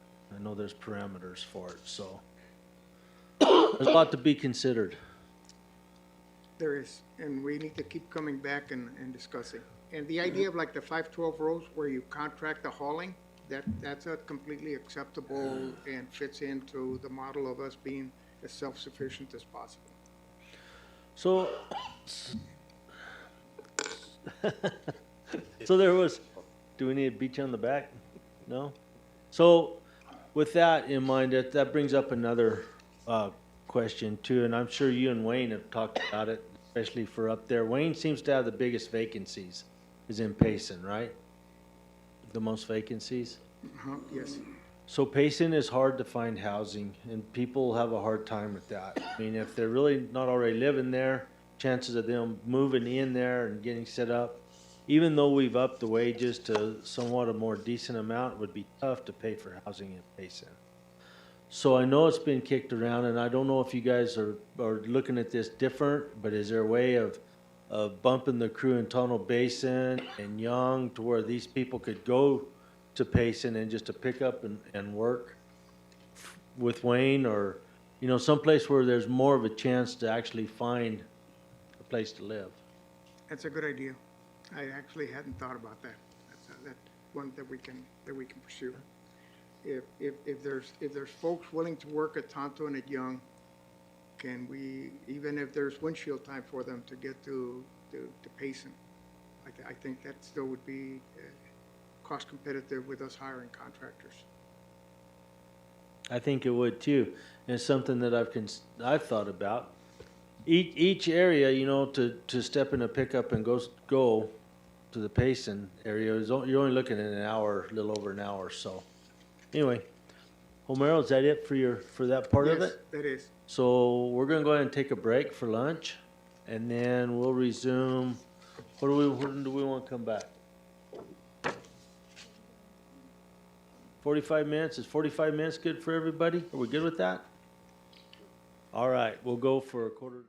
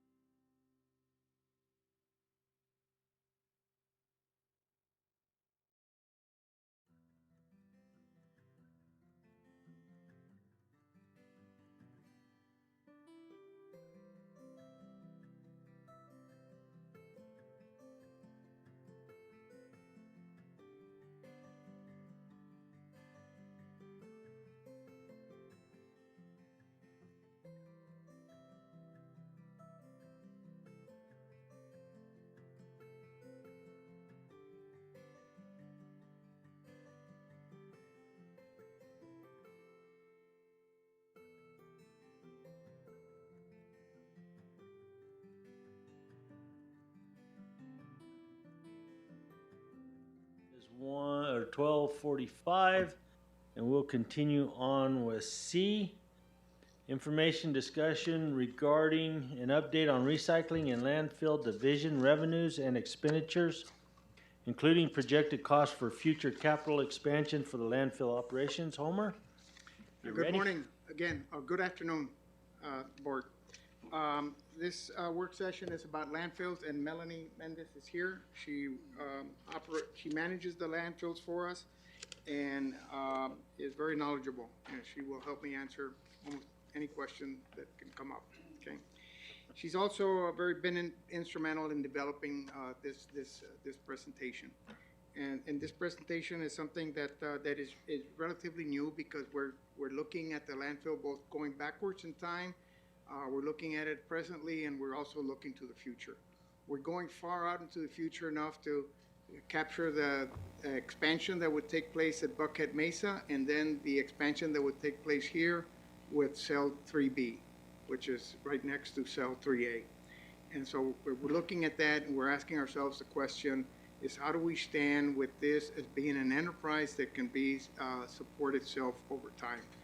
And so let's why don't we look at that then? If we could go to the next slide, please. There's one that way. Okay. So this is an aerial of the landfill here in Globe, Russell Gulch. The layout shows the various stages for the Russell Gulch landfill. The third stage is referred to as Cell 3, and you know that we're working on Cell 3A today. When Cell 3A is fully used up, 9.5 years from now, we would need to have Cell 3B in operation. So you can see based on this aerial, the reason why we had to move the scales, people would have to take quite a detour going up and down the different landfills before they would get to Cell 3A. So we decided to move the scales to a location that is safer and more convenient. Next slide, please. A little bit of Russell Gulch landfill history.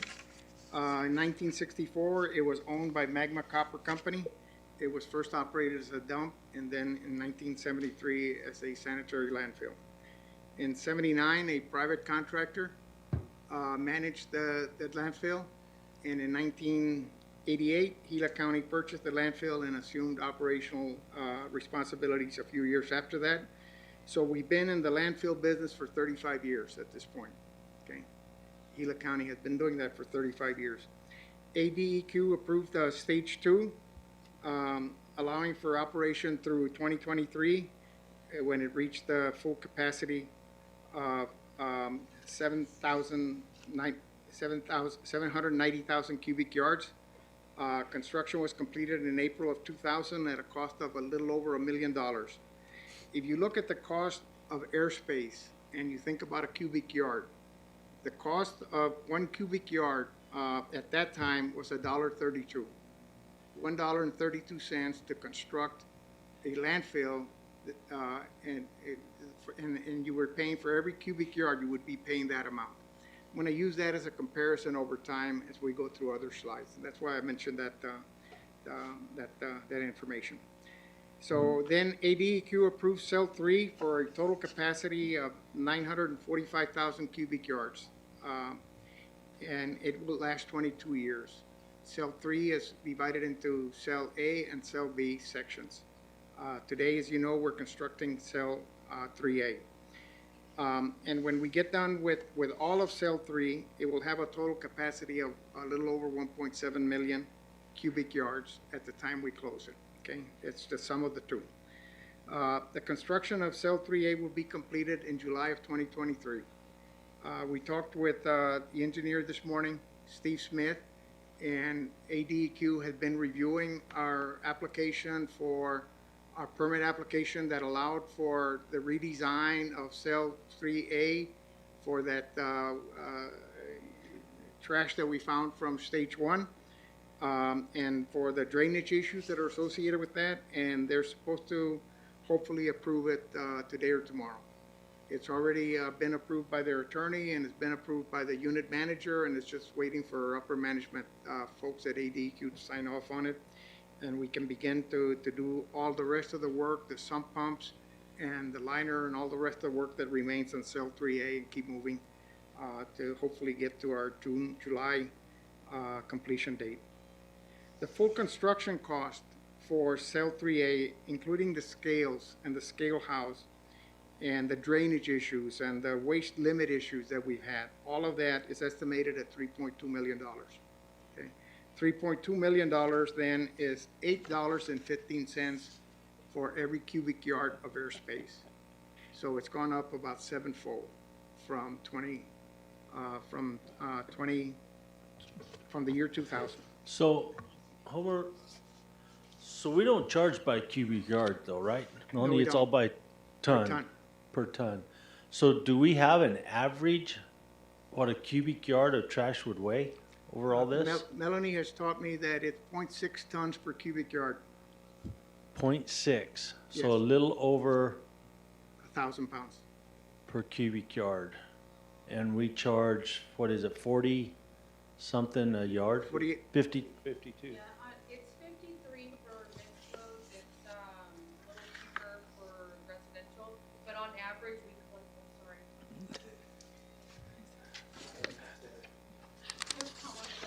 you're good. Chairman and members of the board, on average, we charge about $48.50 per ton. If you take all of the tonnage we bring in, green waste, residential, it's on average $48.50.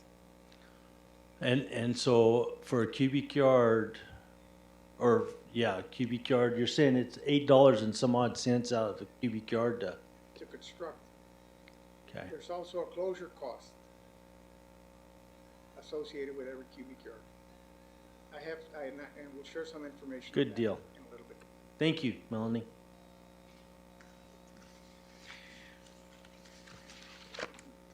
So, we're finishing up cell 3A, and how about the next slide? So the next slide talks about the future of Russell Gulch.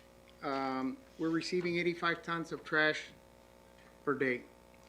And the new cell 3A has a capacity of 400,000 cubic yards, operating at 302 days per year, has an optimum life of 9.5 years. And so you have to take the 85 tons, multiply it by 302 days, then you divide that by 0.6 tons per cubic yard, you end up with 42,783 cubic yards, and you divide that into the 400,000 and you end up with 9.5 years, okay? So it's, they design it in cubic yards because it's built by cubic yards, but it's used by tons. And I apologize for that little bit of confusion. And we're gonna keep repeating those things, but we'll try to make sense out of what we're talking about. So cell 3B should be completed at least 2 years before cell 3A is at capacity. And it's gonna be at capacity at 2032. So we should have cell 3B available in order to avoid what we're going through today. In the 2029, the year 2029. Okay. Cell 3B will provide a capacity of 505,000 cubic yards, and that's about 12 and a half years. So our landfill here at Russell Gulch will be at full capacity, in theory, in the year 2042, at which time we no longer have a landfill.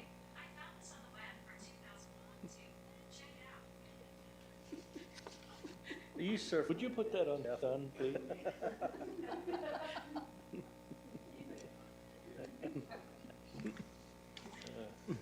And so, at that time, we find a new place to site the landfill, a new location.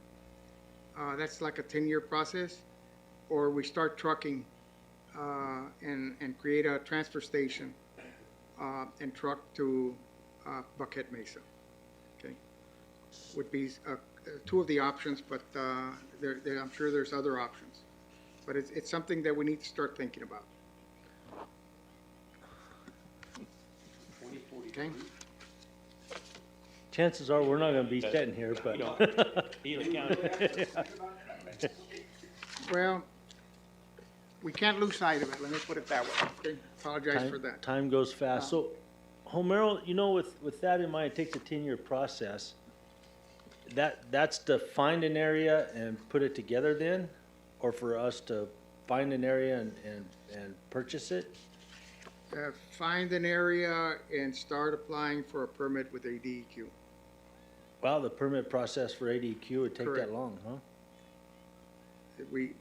If you look at what I was showing on earlier for Russell Gulch, cell three was approved in 2010. Okay. Cell 3 was approved in 2010.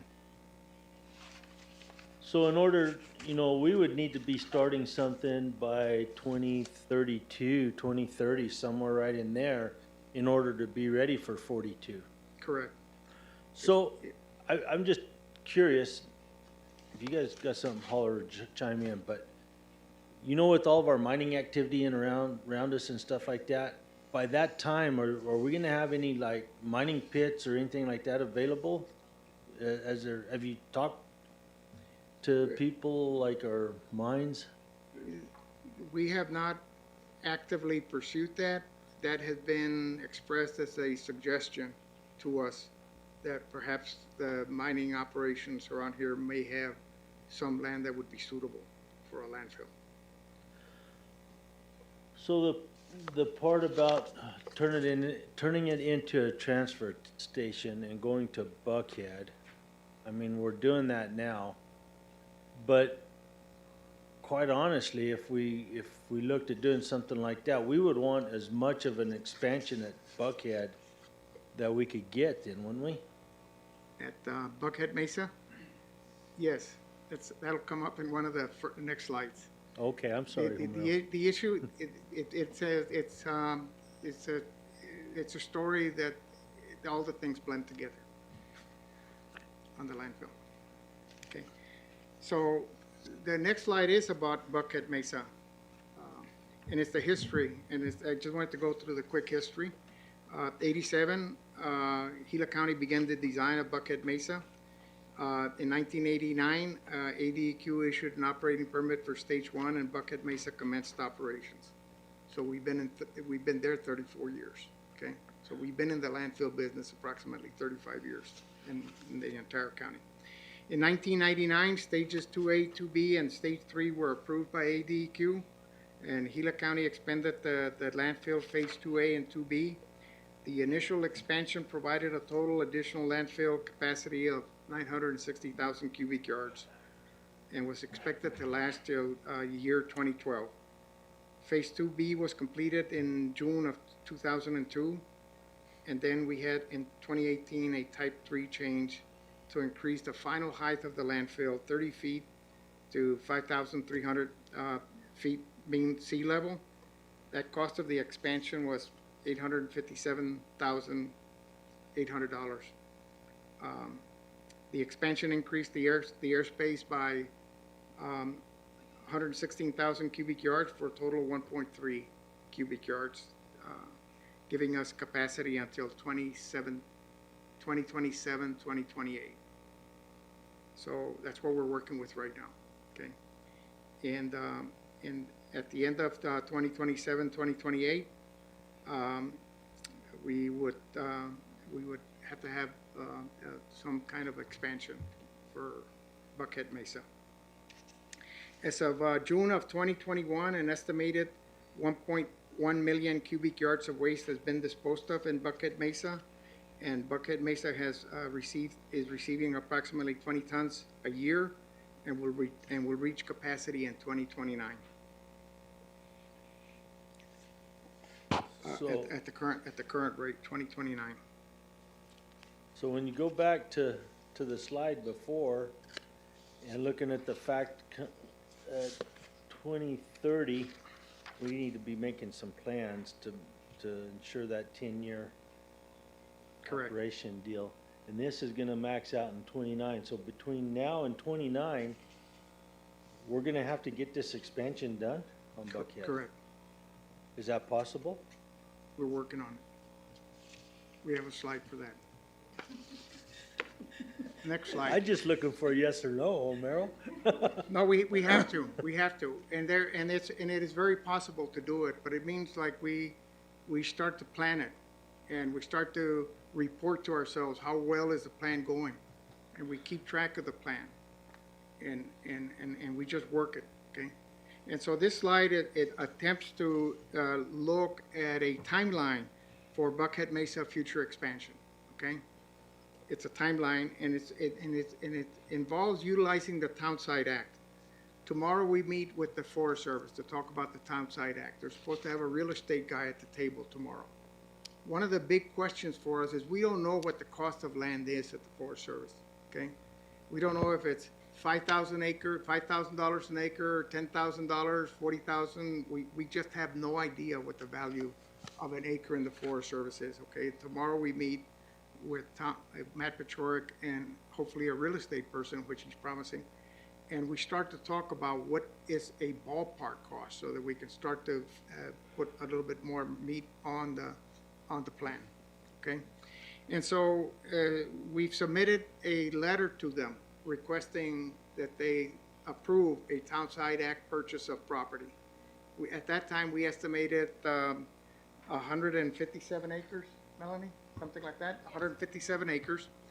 And we've written the letter to support everything that needed to be in the letter. And they actually offered to review the draft letter. It's not been signed by anybody yet. It does require at least a James Bandlove to sign it, the county manager. And they're gonna give us what they think is a letter that meets all of the requirements back. They're gonna actually edit the draft for us, okay? They're anxious to see if they can sell us something so that they can get out of the landfill business, okay? So they're gonna help us with the letter, and we're gonna, as soon as we get it back, hopefully tomorrow, we can finalize it and send it to them with a signature. So, for some reason, maybe I just dreamed this, I don't know. But I had in the back of my mind, we were pursuing like 600 acres. Correct. So, this is a one-time opportunity for us, okay? The reason that when we put down 157 on that letter, he knows, Matt Pechoric knows that we don't know what that number's gonna be, okay? If it's a $1 an acre, I would say we should buy 640 acres, okay? But if it's $100,000 an acre, then the question is, who's gonna pay for it, okay? And we're gonna show you a timeline and a cost, a cash flow across time that assumes it's $10,000 an acre, okay? And we can look at that, and we got the spreadsheet. This isn't a PowerPoint, but we got a spreadsheet where we can play around with all the triggers. We want to change that to 10,000, 5,000, 100,000, and inflation over time, et cetera. There's, again, you need to see the last slide. Perhaps I should have started with this last slide. But I'm giving you background information that gets us to that slide where we start to look at the big picture of both expansions, the cost and the time. But so if you look at this chart, let's get the agreement signed off by the Forest Service now, start working on environmental next year, no later than 2025, finalize the purchase, start designing as soon as we know what we intend to buy, we can actually start the design, okay? And we can begin the approval with ADEQ so that we can begin construction of the cell in 2027. A lot of work, but it is a very doable thing. Forest Service is very anxious to work with us on the Townsite Act. Oh, I would imagine so, Homer. It just, when you get into the unknown facts of how long the analysis is gonna take and the rest of it, and if there'll be anybody that contests it, so that's the only problem. So, Mr. Chairman, has there been any study or look at the idea of getting out of the landfill business as the county? Is your mic on? I don't think it is. Oh, sorry. Has there been anything, have you looked at anything that would give us the option to get out of the landfill business? In other words, is this something we're doing that makes a profit? Is it significant? Is it something that we want to continue with, or let a private company do it? So two thoughts, okay, and they're just from myself. One of them is we've been dealing with a landfill in the Forest Service under a special use permit to Gila County to operate a landfill, not owning the property in Buckhead Mesa. And so it's rather difficult to sell someone that landfill because it's an agreement with Gila County and the Forest Service to operate the landfill. Here at Buckhead Mesa, we can already see the sunset for this landfill. You can already begin to see it's got a limited life. And I think those are the things that have kept people from thinking about should the county consider not being involved in landfill operations. And that's a question that you need to help us answer. But staff has not spent time on that. Mr. Chair, if I may, finding someone with enough land to build a landfill, I think would be difficult in all the EUQ. And so my opinion of it is, we're here to serve the public, and even at the cost that it's costing us and the burden that we have carrying it, it is a service to the people of Gila County that I really don't know that you could get a private company to take that over. I think that's a good point, Tim, but furthermore than that too is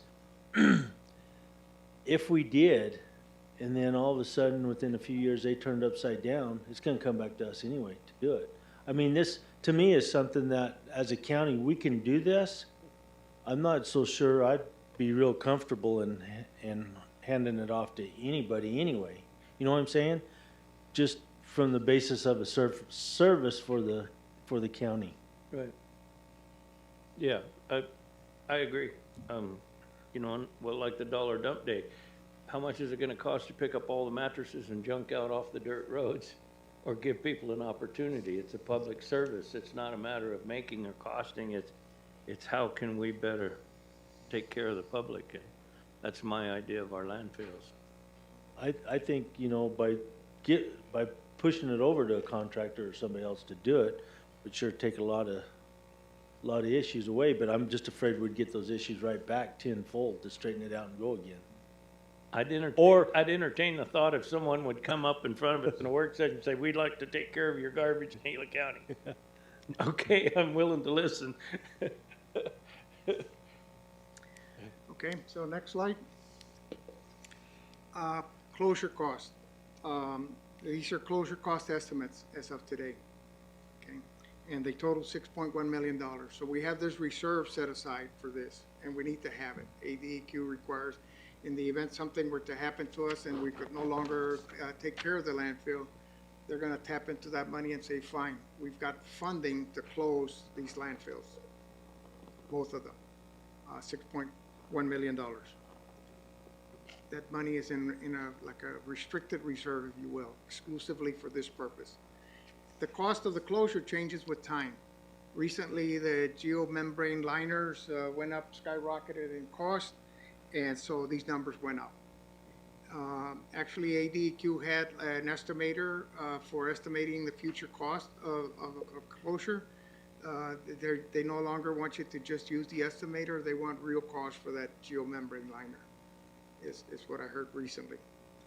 This is a forever, kind of like a forever cost, if you will. And when I ask, what do you mean by forever? Well, we're talking 30, 35 years, and until the methane stops flowing from the ground. Okay, so it's a long-term commitment that we have to make sure that it's an environmentally safe closure. Okay. Next slide. And I'm sharing these slides kind of building up to the very last slide. So process improvements. I wanted to talk about process improvements because when we talk about 0.6 tons per cubic yard, it has a lot to do with how you manage the landfill. Are you compacting the material as well as you can? And if you can, you may exceed the 0.6, but you can very easily be below 0.6 tons per cubic yard by poorly managing the landfill. So how well we compact it, we're using drones. I think they've flown it in the past, but they have a commitment, Tom Holman, Scott Warren, to fly the drones and to tell us how much volume has been used up, because we know how many tons have been buried, but now we can figure out how much airspace have we used, and we can determine whether we're meeting the 0.6 goal or not. Okay, are we doing better or worse? Okay, and so we can do that on an annual basis and as often as we want to, because it's our team that's going to be doing it, and we can share that with the landfill operators and share best practices, etc., to make sure that we've got maximum compaction and maximum utilization of that airspace. The other one is the airspace. What's the cost of that airspace? We talked about $1 per cubic yard to construct, and recently at Buckhead Mesa, the last thing that we did at Buckhead Mesa to raise the height of the landfill, it was $7 a cubic yard, and the work that we're doing here on Cell 3A is $8 a cubic yard. We need to be assessing that because that plays a role in our timeline. If we're going to be building something in Russell Gulch and Buckhead Mesa in the future, how much is that cost going to be? So this notion of looking at the cost of airspace over time is something that we want to know and we want to be knowledgeable about. How about recycling? Redirecting metals to most competitive priced buyers. We're actually doing that right now. And actually metal prices have gone up. And so we're paying more attention to the metals. There used to be, Melanie tells me that there used to be guys that would come and take all the copper out of the metal pile. And so we're not allowing that anymore. The metal comes in, we want to resell them, we want to get maximum price for that metal. And Melanie's put in a couple of process improvements to do that. So, do you or Melanie, either one, know what about paper and plastics anymore? Is there? You need to sit in the front row. Chairman and board members, thank you. I'm looking into those markets. A baler would be ideal to get maximum dollar amount per ton for those items. There's some old equipment up top that I need to investigate and possibly be able to put it in a compactor. As long as we're breaking even, or if it's a profit to the county, then those are things we want to redirect for sure. Right now at Russell Gulch, because of the space issue, we don't have a lot of space to put and separate, and we're very low staffed. And so when those things are remedied, then we're 100% going to look into every recycling aspect that we can do. We do aluminum separately than the metals, like cans. Those are being put in a bin to where all just aluminum cans will go. But as far as cardboard and plastics, those are definitely something that we're going to recycle as soon as the expansion is complete. So, hang on, got another question Yes. for you. So, like when I go to the dump, and I dump my household trash in the dump, and then the guys are there with the compactor or loader or whatever else.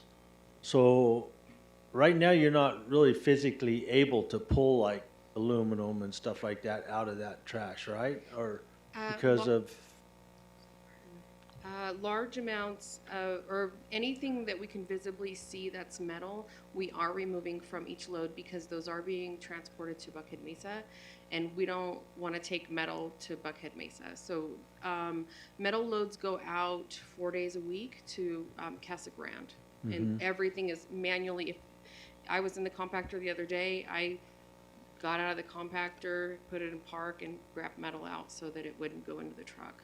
And so once the expansion is done and we get into that new cell, is that going to be easier for you guys to actually be able to separate that trash like that?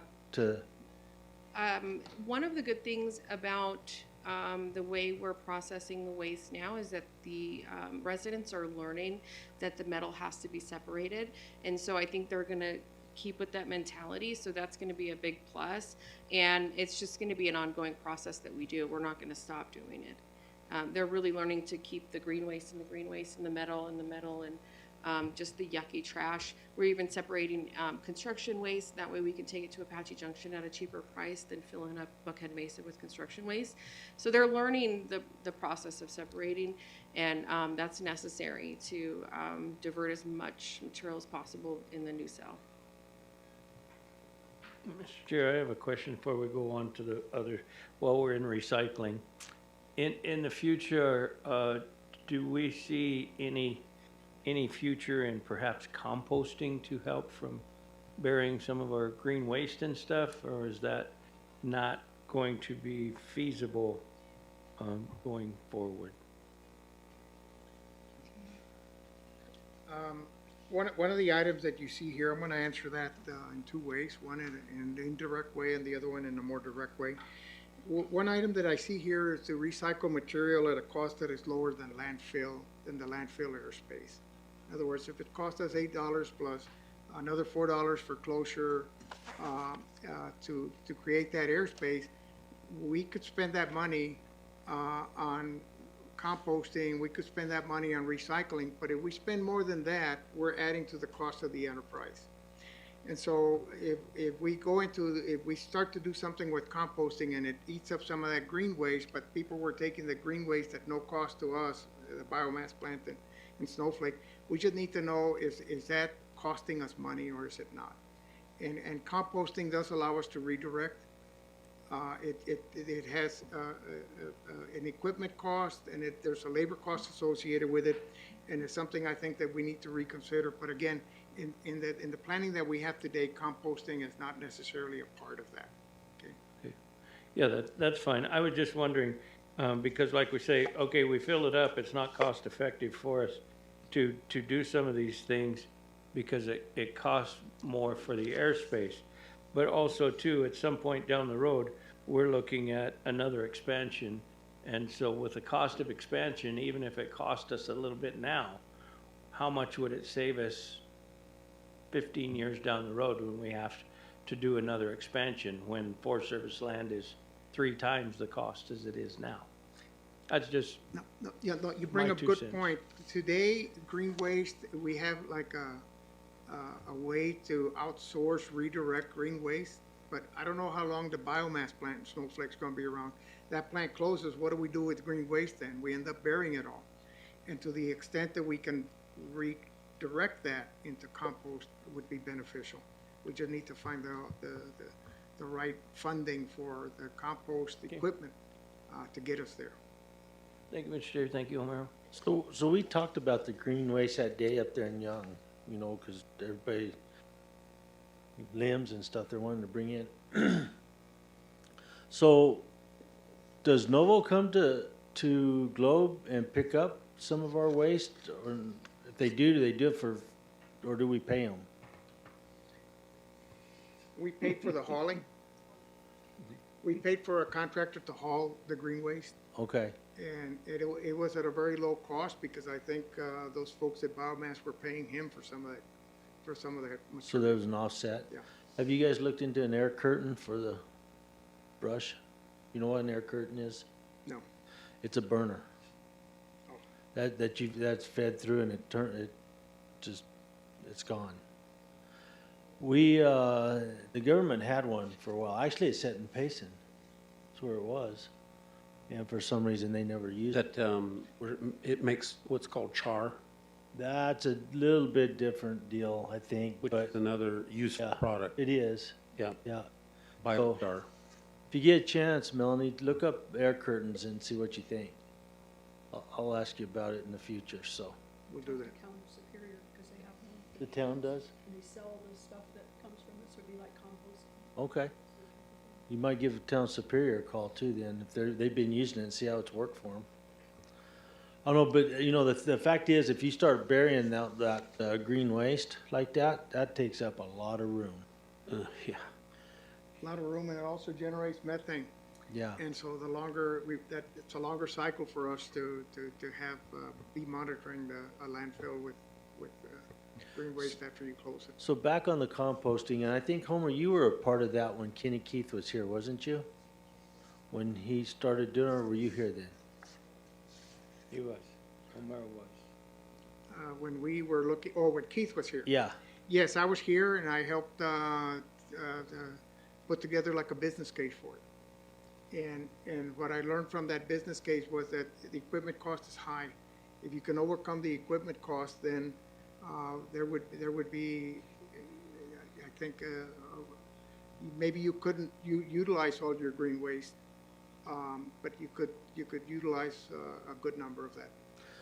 So correct me if I'm wrong, Tim, but a lot of that was processed and put together went to the state for long right-of-ways. Is that right? Yeah, some of it went for a test plot for the state, and then we had the mines wanting to do a test plot because they do a lot of reclamation, which was why I was pushing the composting so hard, is to not only partner with the mines on their reclamation, but also help the town of Miami get rid of their sludge and us get rid of our paper and cardboard and green waste. And so it wasn't necessarily a deal for profit when I was looking at it. It was more of a partnership between the mines, the towns and cities, and us to kind of better fit the community, even at a little bit of a cost.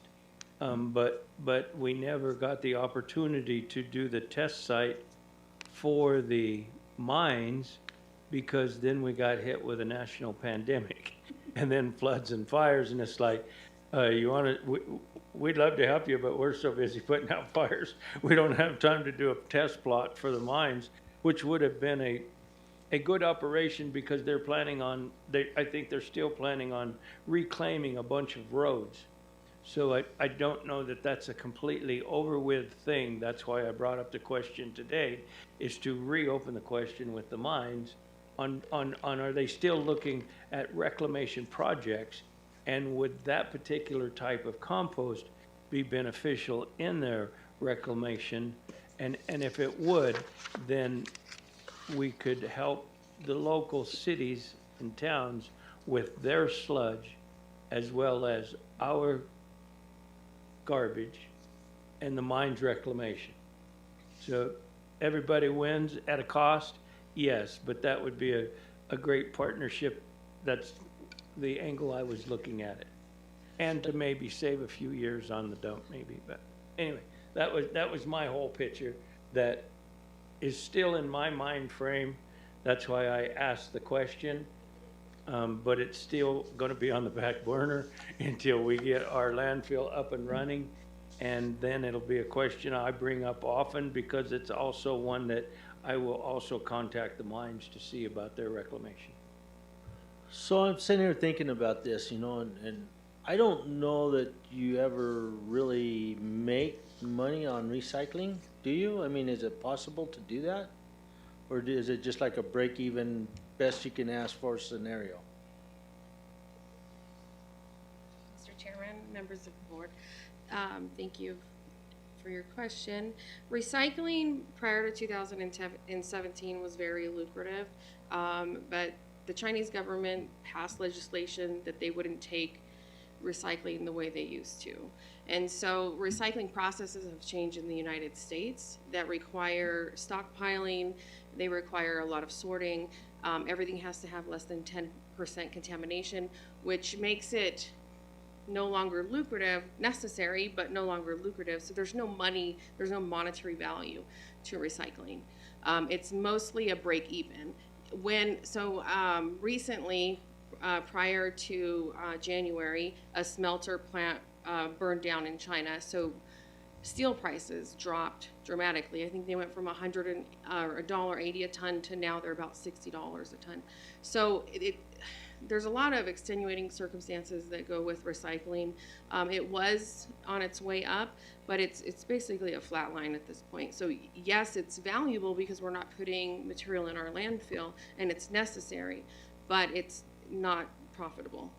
So if you think about that, Melanie, if okay, say say, like you said, maybe you don't even quite break even with it on this side as far as dollars go. But by saving the space on the other side that we would be saving, you know, the tires go different places, metals, plastics, aluminums, papers, all that goes somewhere else. The space that it saves in our cells, basically, what would that come out to be as far as a dollar figure? And that's one of the things that we're looking at as soon as we have space to process the material. And it's going to come at a cost. It will come out of a cost unless we have enough funds to purchase a baler. A baler would be our best bet for every type of material. So bales go for a lot more than loose material. Compacted material goes for a lot more. Sorry, I think I said it backwards. But baled material, even though it's the same tonnage, you get more in a smaller space, so you get more money for each trip that you take to the valley. Which is no different than what we're hauling like to Buckhead. If we were able to compact that and bale it, put it on a truck and haul it, you'd haul twice as much for the same price. Yes and no, depending on the transportation, because there's limits on highways. I think it's 80,000 So let me ask you this. You guys chime in here anytime you want. Okay. So. I'm next. Okay, you want to go now? No, go. Okay, so in your organization on the ground, if we ramped up the recycling part of the landfill, with your organization that you have, is that possible? Yes. Okay. Well, you mean as far as equipment? We would need equipment. Oh, I know that. I was thinking that, but people-wise. So when you have people that's going to have to actually be there doing separation, doing different things like that, is that? If I was fully staffed and with the inmate labor and with the participation of the residents separating their waste accordingly, we would be able to do it with the staff that we have. Yes. So, I know over time I've developed more of a mind to recycle, and where before it was like, I don't think it matters. And, but it's becoming more and more of something that matters, and more people are saying, you know, I think we should at least be doing something. So the most efficient way to recycle at the landfill is to have a warehouse facility where the garbage would go through sorters. And so I can see that as not being profitable, but perhaps just keeping the landfill from filling up quickly. But we're not there yet. I think we can look at that as something maybe down the road in the future. I think it's going to come to that because we're just going to end up running out of space to just keep piling up all of our garbage. So now when I go to the Buckhead Mesa, I've got my pickup truck might have a variety of things, but I'm pretty conscious now that I'll go by the pile of metal and throw metal in there, and I'll go over to the brush and throw brush in there. And those piles are so enormous, you think about that just being buried is ridiculous. Now here's another thought, and so I'm getting to my point. At one time, Tommy Martin had dumpsters that she provided, I think, in the town of Payson for cardboard, etc. Well, that didn't turn out so great because people would throw their garbage in there as well, and once that happened, the whole thing's polluted, and then the whole thing just goes to the landfill. But what if we did that at the landfills and offered an option of not only metal and green waste, but cardboard, which, by the way, they're not paying much for because it doesn't weigh hardly anything, but it consumes a tremendous amount of space. And then if they say, well, look, I got this bag of garbage too, well, then you just throw it over there. You don't throw your garbage in that spot. And so it's an option to throw, if you had an option to throw your cardboard into something, maybe people would utilize that. Yes, and the only way to be cost effective as far as cardboard is concerned, you would have to have a baler. The most you can get in a 40-yard bin, if packaged completely perfect, is about 4 tons. And you get about, so 4 tons of cardboard, and say it's $50 a ton, that's $200. Fuel and the hourly rate of the employee, by the time we get to the valley, we're upside down $400. True, but we're saving space. That's the benefit. But it's yes, it's 4 tons for $400, so that's $100 a ton. I mean, that would be your choice, and I'm happy to recycle all day long. where I came from, I was the recycling coordinator, and that was my main objective. It's still my main objective, except for now I'm a landfill manager, and so, but of course. Okay, So, thanks. so what you're saying about those separators, you know, I've seen those work. That trash comes out on a conveyor and goes up there and all this stuff comes off different ways. Mm-hmm. Which I would imagine is a fairly costly piece of equipment. And personnel. Yeah, the cost of a material recovery facility, I think, is somewhere around $50 million. That's for one that you've seen that does that and has the conveyors and has the air that pushes up, and at the end you do a negative sort with humans, and it works really well. And then you have to stockpile all the material until you have one train car full to take over to China, and you have to check for contamination. It's costly. It would be, I think, less costly to educate the people of Gila County and have them separate out the landfill and purchase a baler. Is that our guy? Would be more cost effective, especially with our population size. Okay. Right. Yeah. I appreciate everything you're doing, though. Of course. So, Just throwing out ideas. yeah, and I think this is great. And so, I would never look at it in the way that, hey, we're gonna make money off of recycling, yada, yada, yada. I would only be looking at it in the fact that if this saves us from building another landfill, if we can get 5 to 10 more years out of a landfill that we got going on, that adds up to a lot of money really quick. True. That, I think, to me, it would be that is the way I would look at it, actually. You know, not just from what, you know, comes off of a belt or gets spilled or whatever, but actually what it would save us as far as the lifespan of what we have working for us as far as the landfill goes. So you can come up with those costs and figures and ideas in about 2 days? Yes, of course. I think a baler would save us a lot of time and money at both sites. They're also very expensive, but that would be our best purchase, I think, at this time. Do you know about how much they are? I don't. They run, depending on what type, they run probably a couple $100,000. Mr. Chair, you said you had some equipment up top that you were gonna look at. Is there perhaps a baler up there that could perhaps be put together with a couple baling wire deals or something to let it operate for a while? There's something up there that was smashing plastic, and then they were putting it in compactors.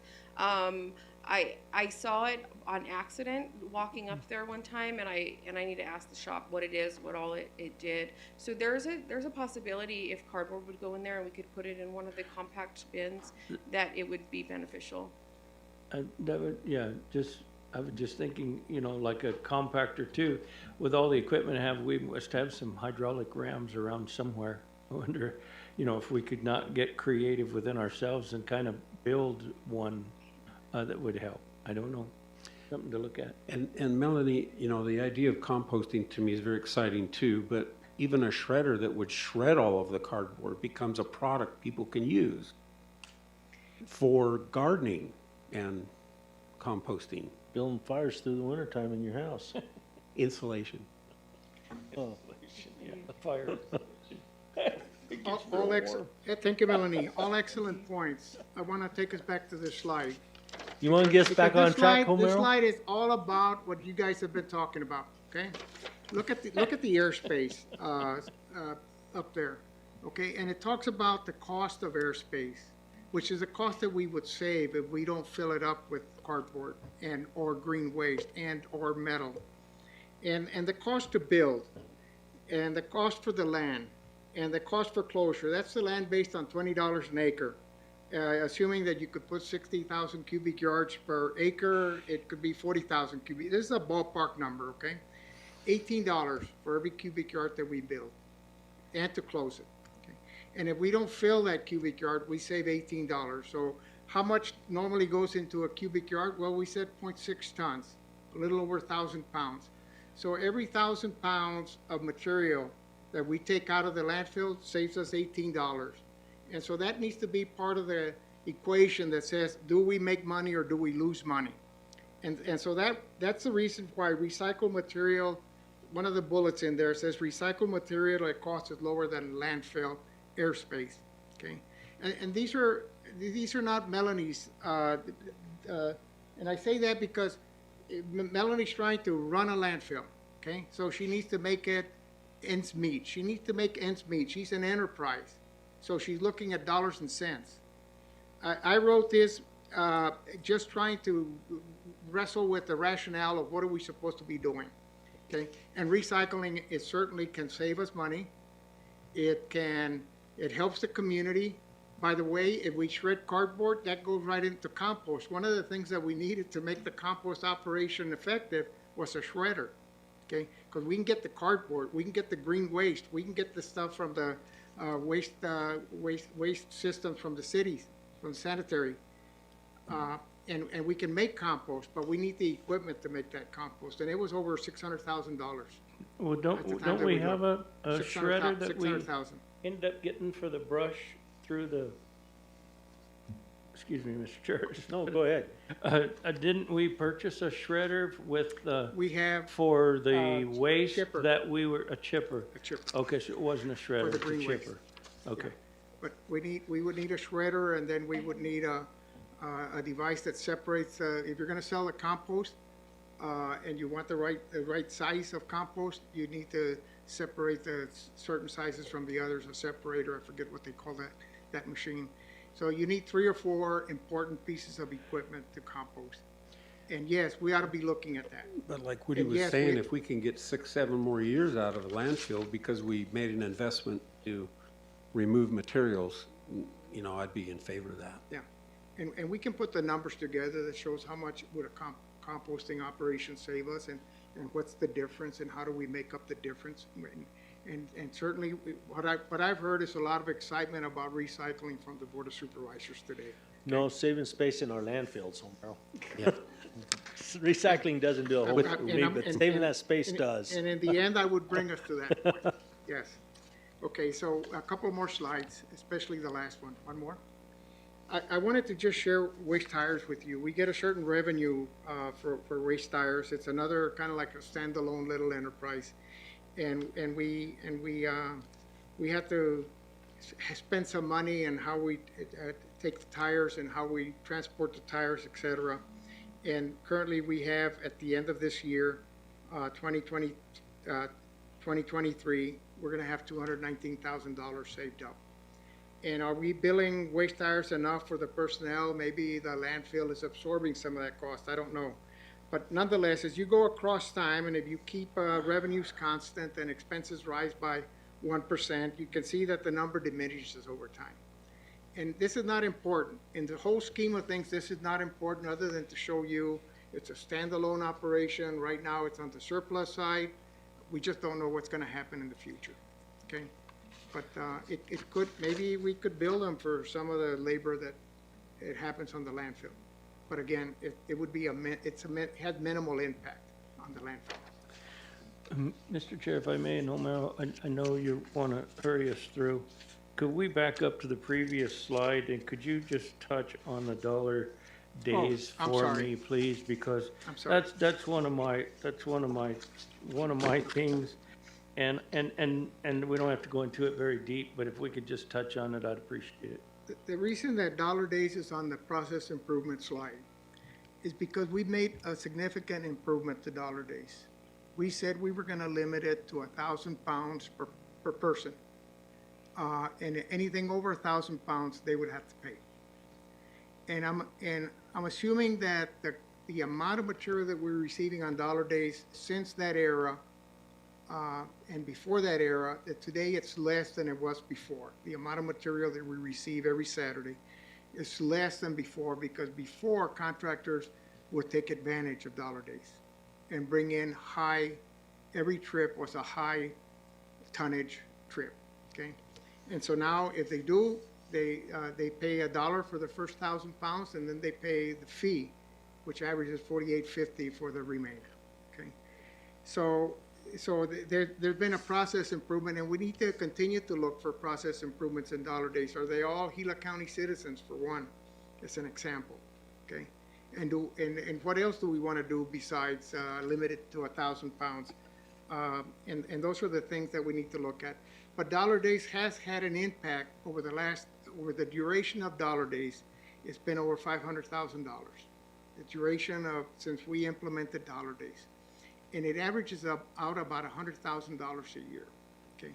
What we haven't done is look back at the last year, what was it last year compared to previous years, to see the impact of that $1,000 limitation. I don't have that, but that's something that we need to do, okay?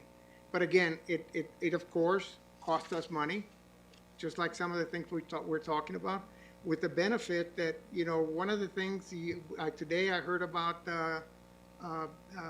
Beautify Highway 60, the Amy Staten's report to us, presentation.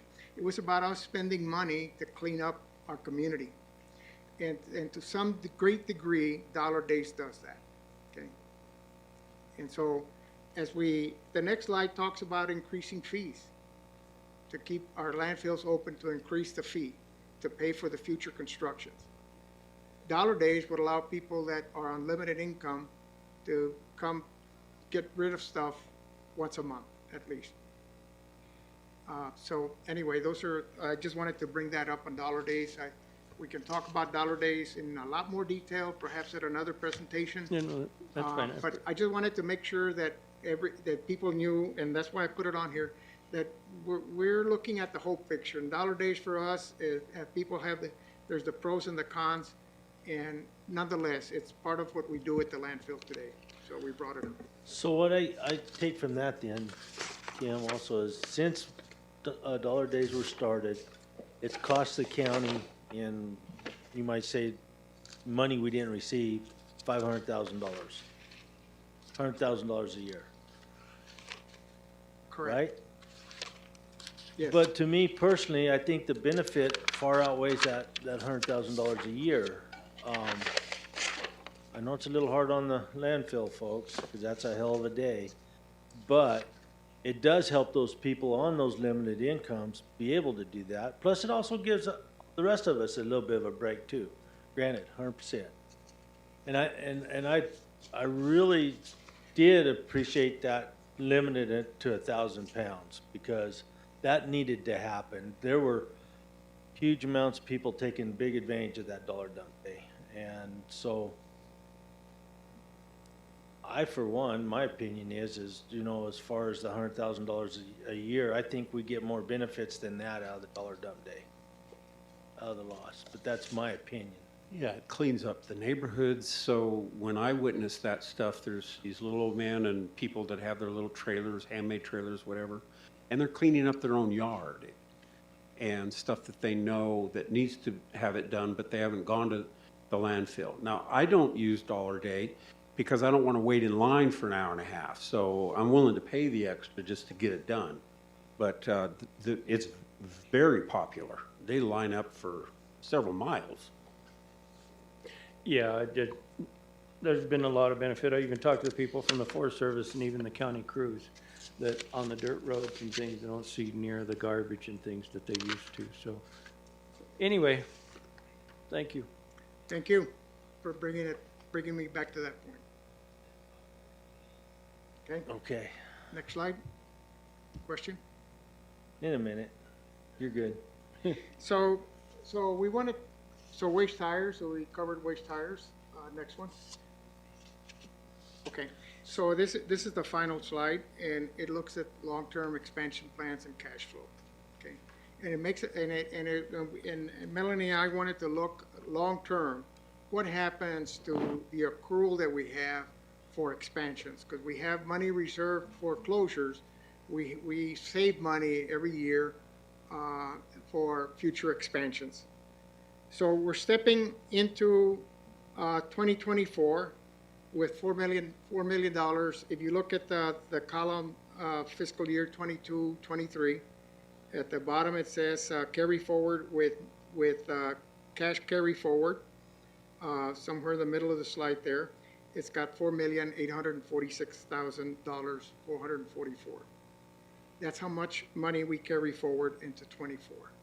Okay, and if you then assume that the tonnages, it has an annual growth of 3%, that we're going to see 3% growth every year on the tonnage that we receive at the landfills. and that at the same time that we have expenses with an annual growth of 3%, so that expenses grow 3% every year. And if you take those things into account, and you run across time, and in year 26, 27, you incur a cost on the capital side, expansion capital. You incur a cost of $3.3 million to take care of the Buckhead Mesa expansion. Years 26 and 27, you'd be spending a total of $4.4 million for an expansion. And then in years 30 and 31, you would be spending over $4 million for an expansion of cell 3B.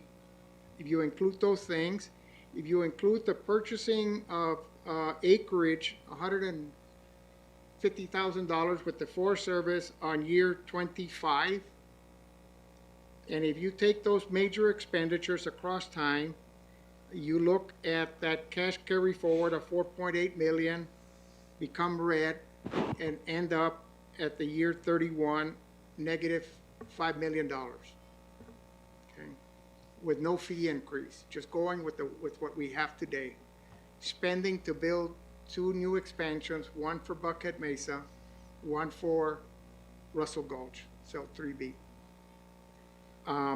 And then you ask yourself, well, what additional fee would you have to break even?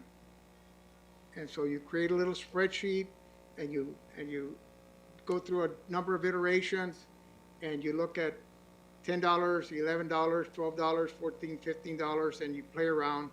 The number where you break even is about $12 a ton. Raising it $12 a ton. Increasing it $10, $12 a ton. And we're at 48? We're an average of 48. They have different rates for different types of trash. And so we would need to go up an average of $12 a ton. How we spread that, who gets it? Is it a contractor? Is it the residential? Is it green waste? You know, we need to make a smart decision how we assess that number and come up with that, the equivalent of that. And so the $1.5 million is a significant number. So the reason that we picked, first of all, we're currently in 51 acres in that area. Forest Service wants us to buy the 51 acres. I push back and say, why should we buy it? We've already used it, right? And they said, you have to buy it, but we're going to push back one more time. And we'd like to tell them we can't afford to buy it. We're going to incur the closure cost. That ought to be part of the deal, and we'll see what happens. I just don't see the rationale for why we should buy it. We could say, well, fine, we'll just go give us another special permit and we'll keep going. But what we do know is that the Townside Act, what the Forest Service told us, is it's a one-shot opportunity. Buy what you can now, because you're not going to be able to get this in the future. Well, I don't know if that's true or not. Okay. And for that reason, Steve, as previous director, was looking for 640 acres. But 640 acres takes us beyond 200-300 years. And to spend that money now that we don't really have doesn't make sense. So we stepped back and we said 320, and then we stepped back some more and said, we think we can put in a 100-year landfill with 100 acres, with 100 additional acres. Okay? And that's going way out there. That's long-term planning, okay? Now, again, it comes back to how much does the Forest Service want for that land? And it could be a shocker, it could be a pleasant surprise. I have no idea, okay? So if it's a pleasant surprise, then that end number is going to drop that we're in the hole on, right? Correct. And so I have no idea where I would go with this, or really what I would say, but in the end, that money has to come from somewhere. You know, that's the thing. And a landfill we can't live without. And so how do we get there? My mind's kind of numb right now anyway, so I couldn't even begin to tell you. But Mr. Chair, my 2 cents worth is, you know, by these numbers, we're gonna have to raise fees for landfills somewhere. And, my 2 cents is, and you're gonna catch slack on this no matter which way you go. But mine is I'm not sure where the tonnage to our landfills where commercial versus mom and pops, individuals. And so I'm thinking that the commercial haulers probably haul more tonnage than our mom and pops do. And so if you say, okay, let's hit the commercial harder than we do the mom and pops, then the business people are gonna say, well, you know, you're making it hard for me to stay in business because I've got gas, so I've got all these raising costs. But you're charging the mom and pops that don't wanna go to the landfill to take their garbage to the landfill. So they should pay a little more than the people that drive their monthly garbage to the landfill, in my opinion. And in other words, you know, when it comes to landfill and things, I'm probably more in favor to, okay, if we have to increase fees, then the mom and pop fees gotta go up a little bit.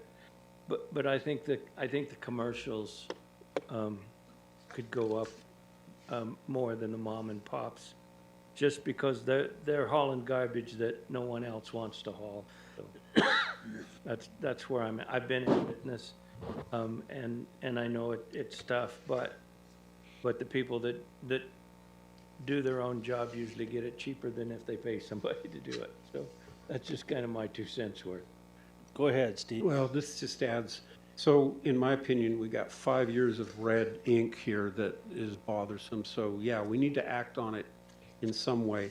And this, you know, welcome to what's called inflation. So what happens is we raise our fees, and so then the guy that's stripping a roof off has to charge more to the customer to dump those shingles. And then in Payson, I don't know how it is in Globe, Miami and all that, but in Payson, there is no town garbage. It's all private sector garbage, waste management and Roadrunner and whoever. And so then they're going to all have to raise their rates and stuff. So it's not going to be perceived as a nice thing, but I don't see how we can stay at one price forever and ever and ever when everything else keeps going up. Perhaps we can raise incrementally.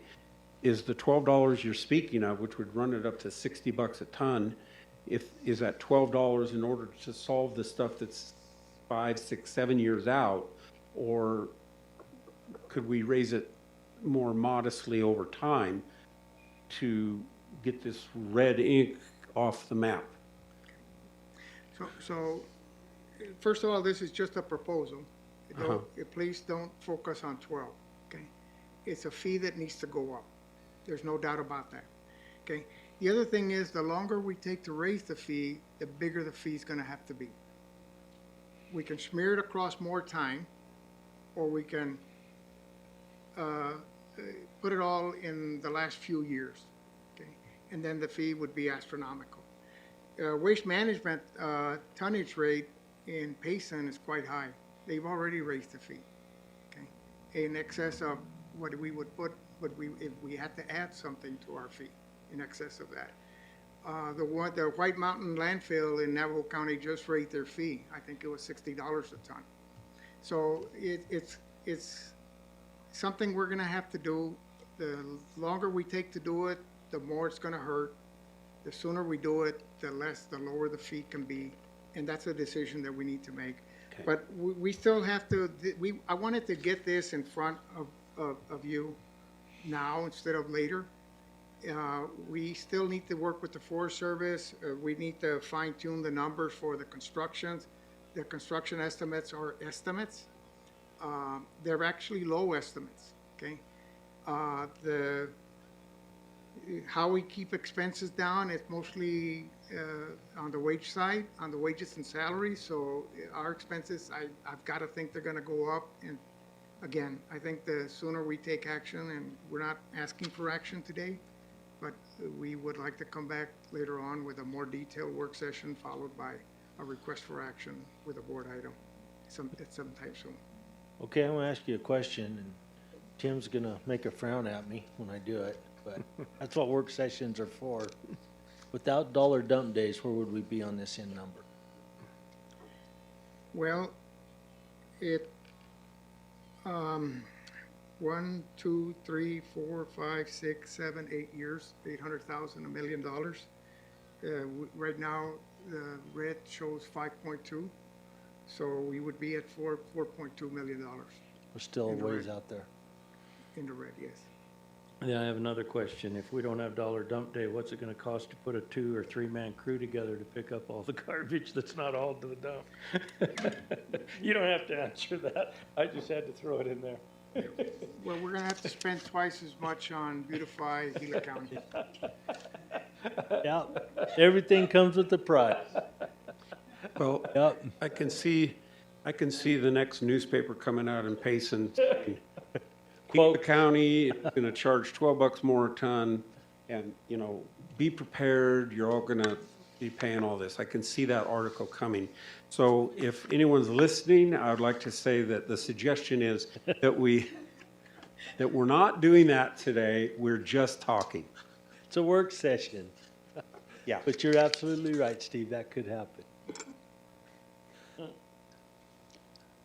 Okay. Well, You have a meeting at 2? yeah, We got one more item. And no, he doesn't, we do. yeah, I'm gonna turn it over to you. Okay, And you're chairman. fair enough. Okay.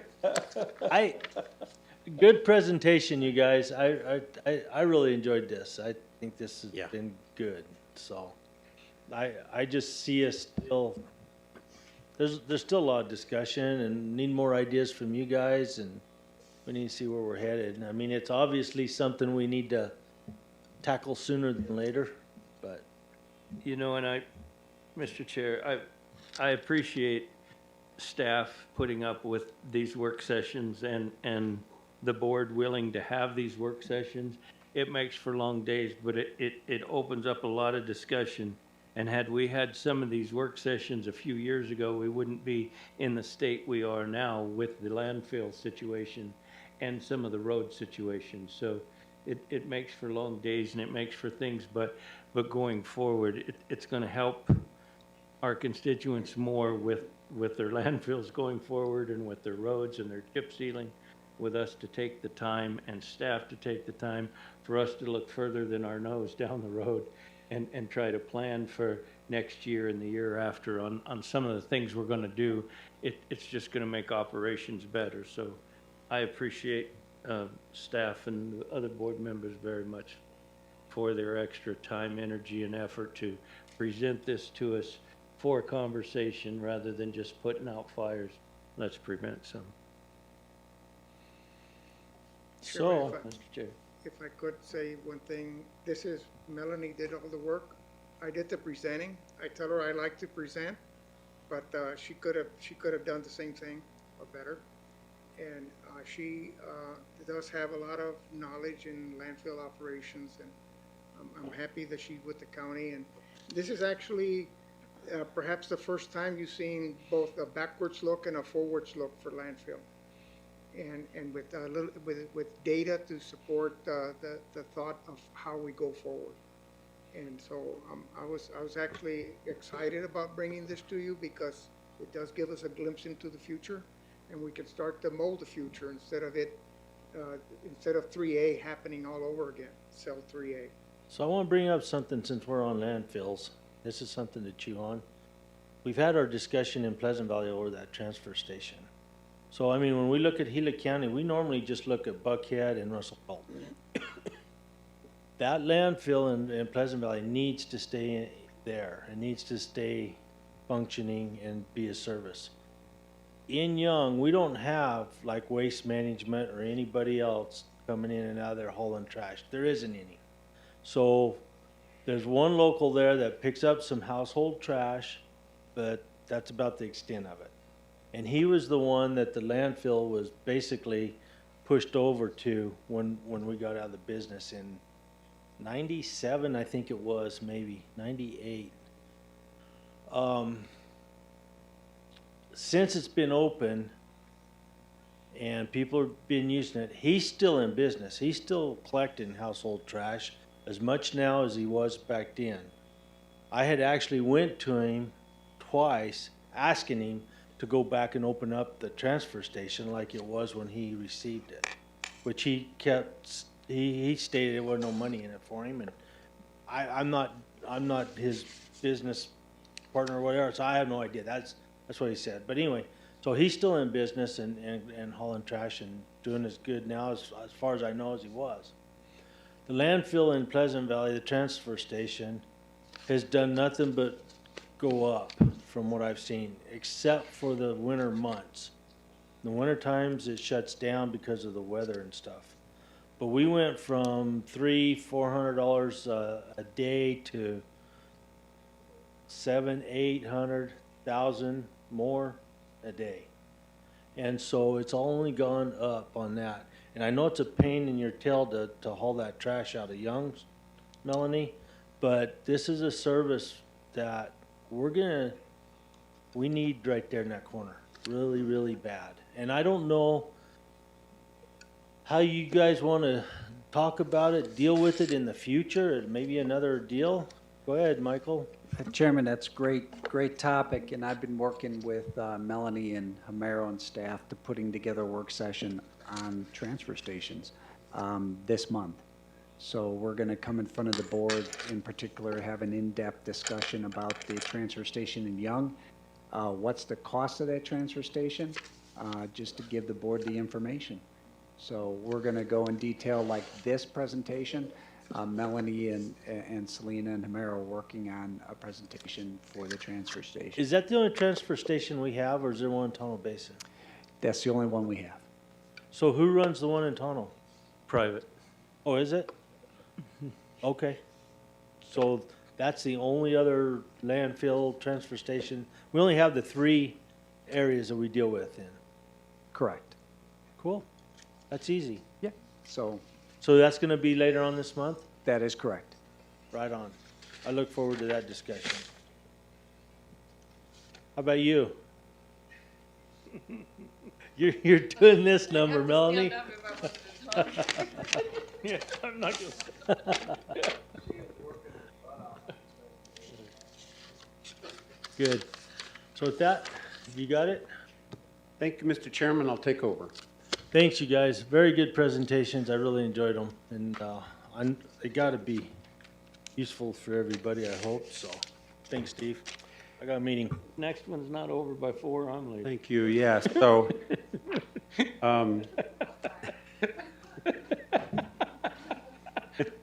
yeah, it'll be over by then. I need a kill switch for Homero. Okay, work session item 8D, information discussion regarding an update on the status of county vehicles and procurement recommendations for the year 2024. Homero. Thank you. So we're going to go over general services and our vehicle fleet, and let's go to slide number 2. This is a snapshot of the size of our fleet, 204 vehicles on the general fund side with grants.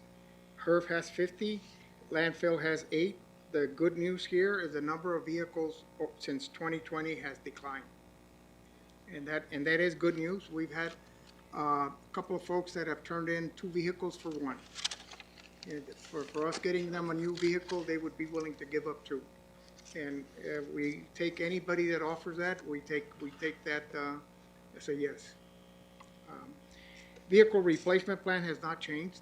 We've looked at it. We've asked ourselves, should it be 15 years? Should something change here? We think these are all good parameters. Not any one of them guides us to purchase a new vehicle.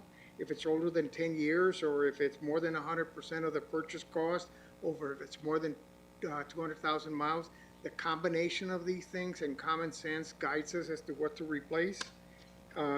There is the issue of gross utilization of vehicles under 5,000 miles, and we keep working on that, trying to work that down. Next slide. So have we improved over time? And one more. That one. sorry, slide number 4. So this shows us a snapshot on the table side, on the tables at the bottom, what's happened over time. And let's talk about the Sheriff Patrol first. Significant improvement. Vehicles older than 10 years, vehicles older than 15 years in age. And a lot of it has to do with the slide that is at the top. It could be, we've bought vehicles in an erratic fashion. Some years we buy none. Some years on the Sheriff's Patrol we bought 10. So when that column of 10 moves over the 10-year mark, it's going to add 10 vehicles that are older than 10 years and distorts all the data. So you need to be looking at the chart and the data down here and knowing that the table at the bottom is there for us to look at it long term, okay? And that happens with the Sheriff's non-patrol. It goes the other way. They get older, even though we've been buying vehicles. But that's because some things have crossed over on from the 10-year into the 11-year, and from the 15-year into the 16, and then they add numbers to that. But all in all, it's average age for Sheriff non-patrol is 9.9. Okay. Next slide. As we go on across time, as we get into the 5th, 6th year, we should be seeing steady improvement over time. So we're looking at the general fund vehicles, and again, older than 10 years. We have some, and you can see it right here. This is a classic example. On age 11, 12, and 13, those vehicles that we bought 11 years ago, 12 years ago, and 13 years ago, we bought a lot of them. All of a sudden, they moved into past the 10-year age, and now we count them. And the ones that dropped off weren't that many. And so in theory, it looks like things are getting worse when it's not. You have to look at that chart, and you have to look at the other one as well. Average age is 10.6, and I would predict, based on what's happening with this chart, that you're gonna see an incredible improvement next couple of years. Just the way the columns are moving. Okay. If you'll notice that last year we bought 11 vehicles. 11 vehicles on the general fund is exactly the number of vehicles we would have to buy. Where it says year 1, those are vehicles that are 1 year old. We bought them last year. They came into service last year.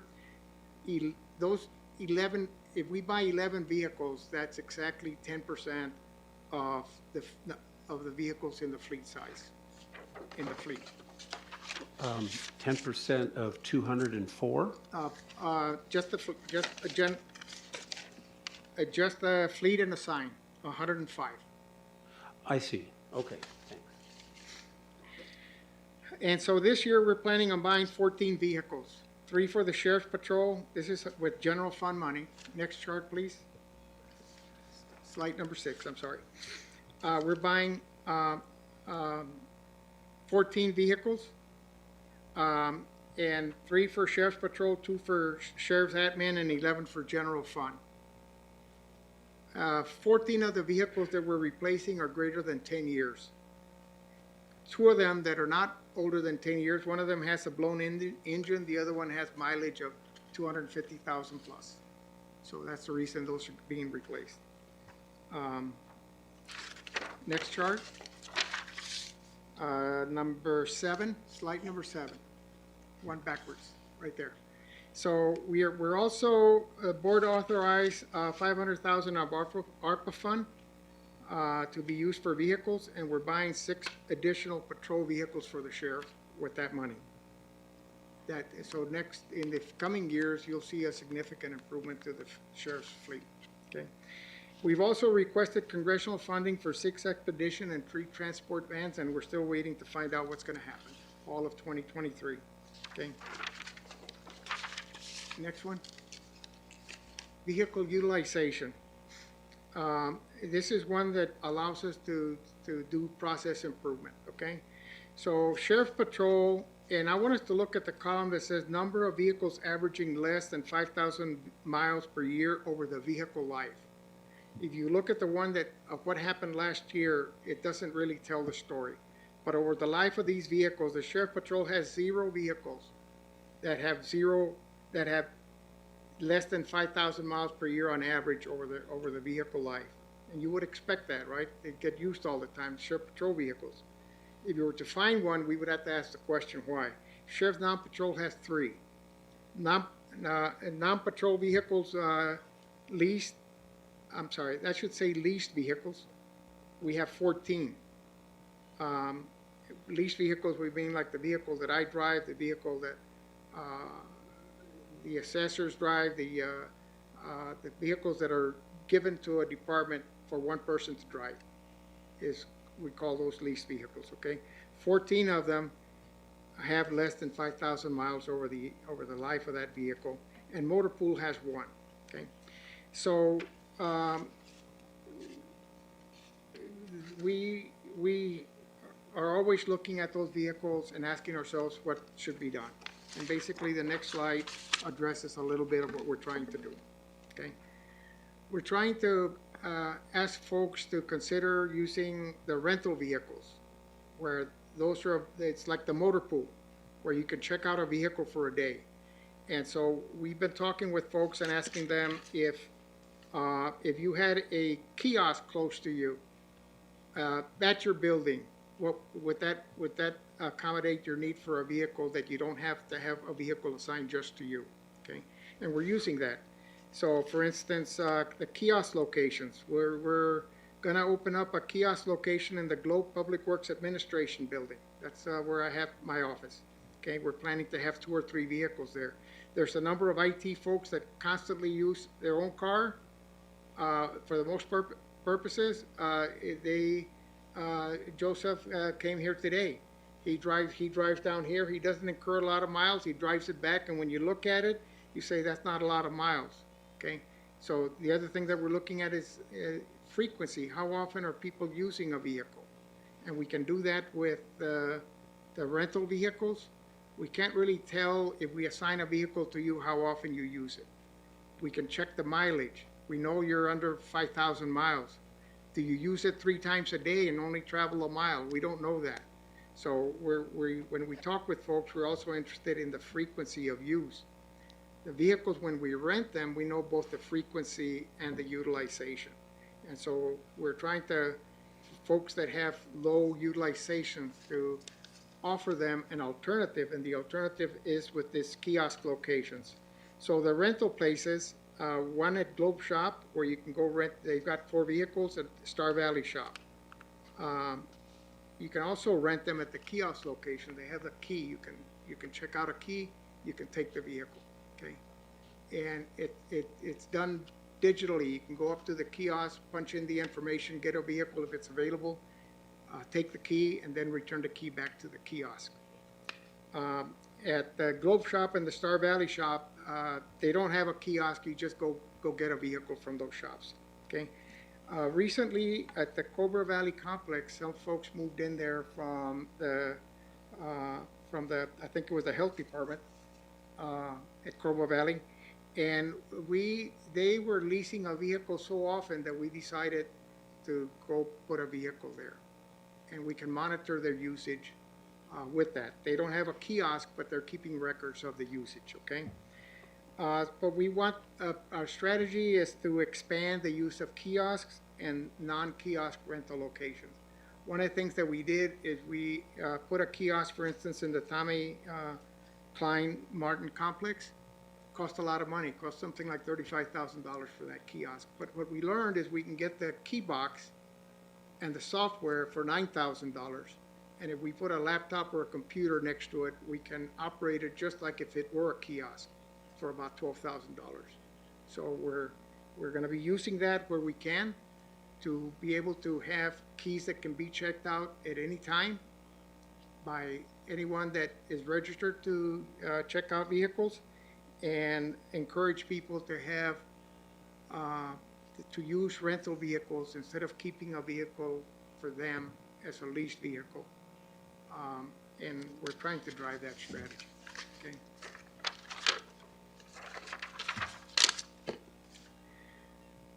Next slide.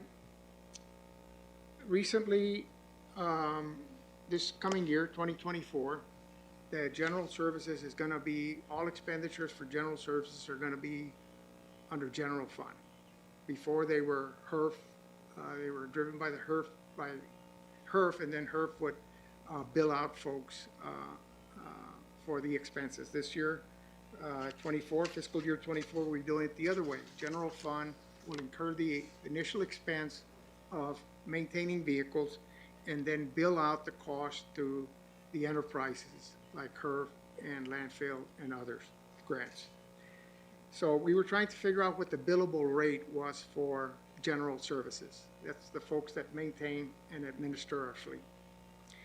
And they have operating expenses in the budget fiscal year 24 of $1.9 million. 1.2 for wages and 666,000 for operating expenses. Okay, so that's the amount of money that we need to recover and get billed out to wherever car gets maintained. Okay, and we determined that there was a number of employees that can actually bill out. Not everybody works on vehicles, but they have approximately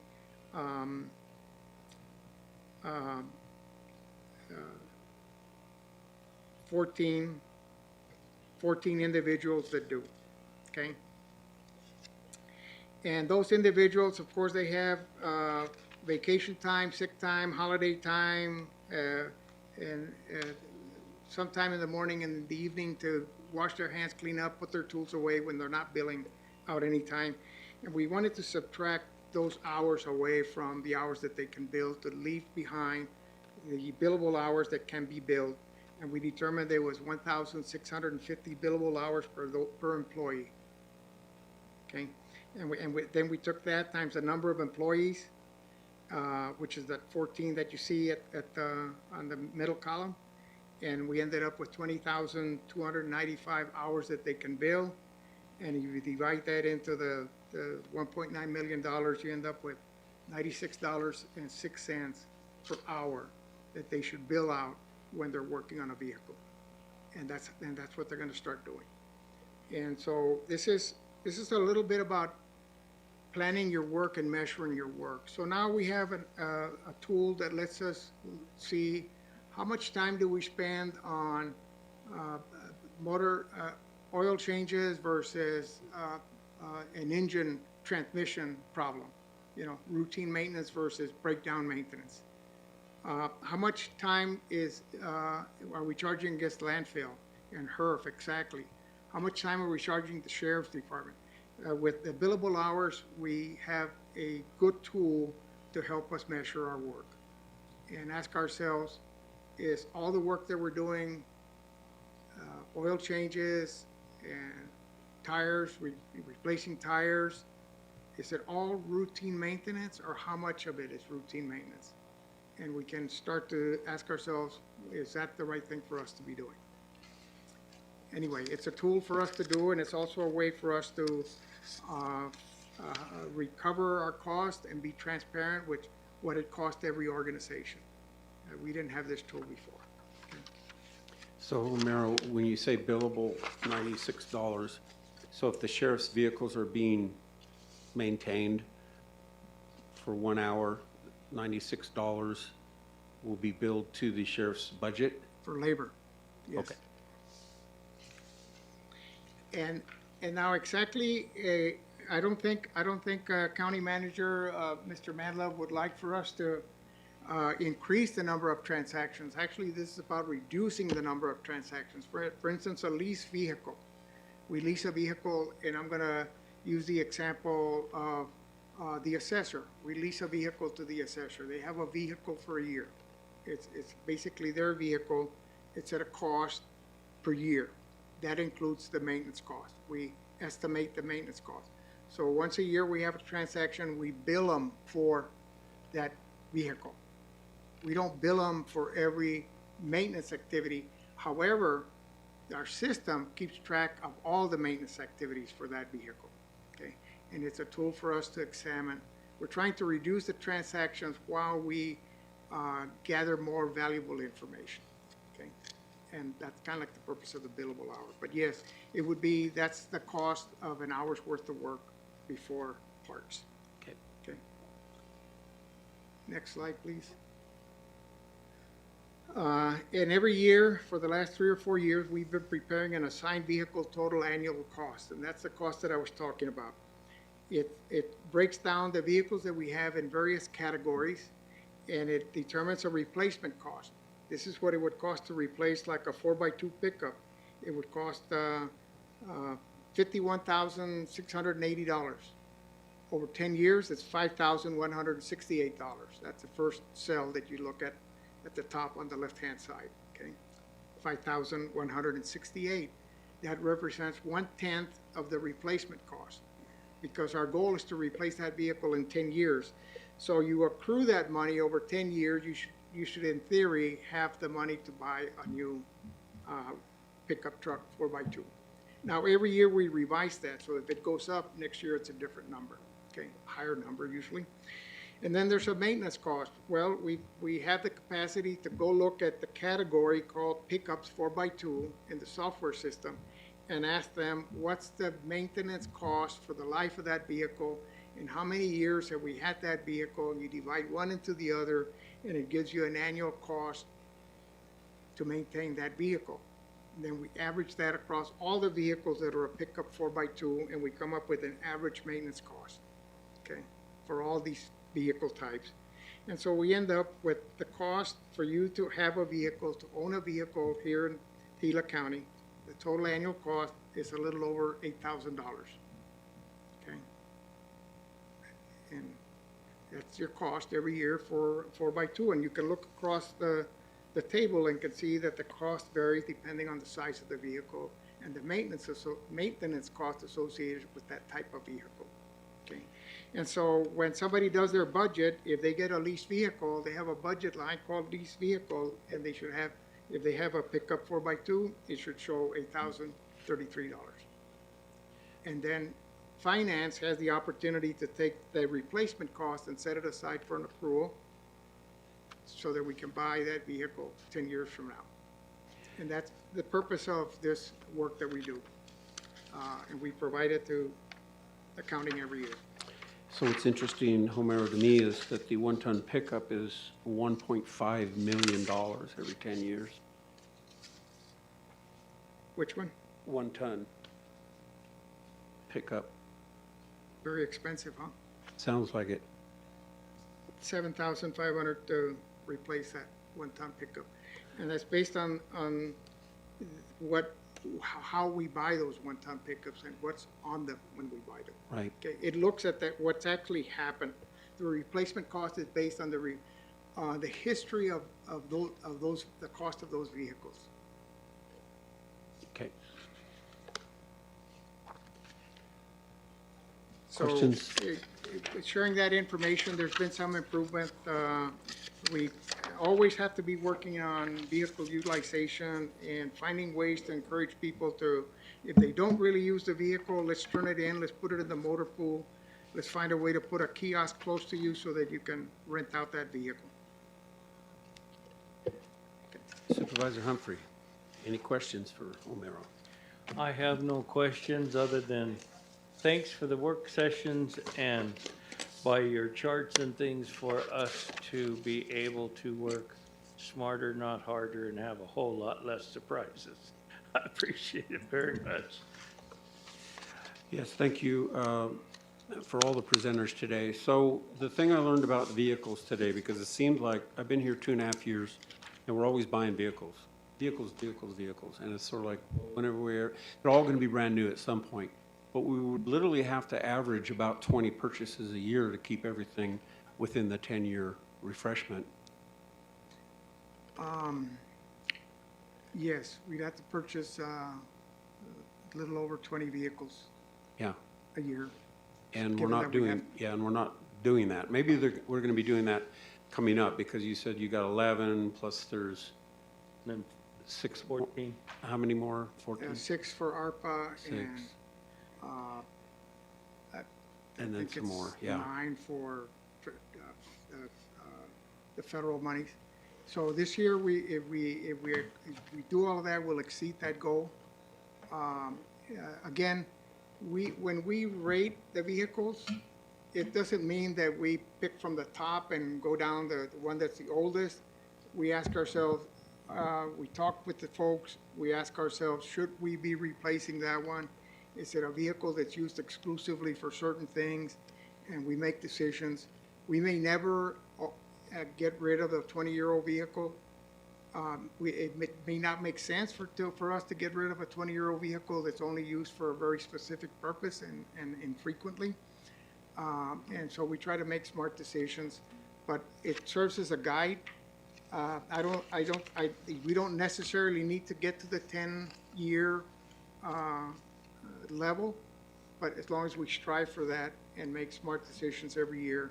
But I think we ought to be spending about $1 million on vehicles every year, would be a suggestion. Okay. Okay, anything else? Anybody? I have nothing else, Mr. Chair. Okay, then at 2:26, we stand adjourned. Thank you. I'll second that.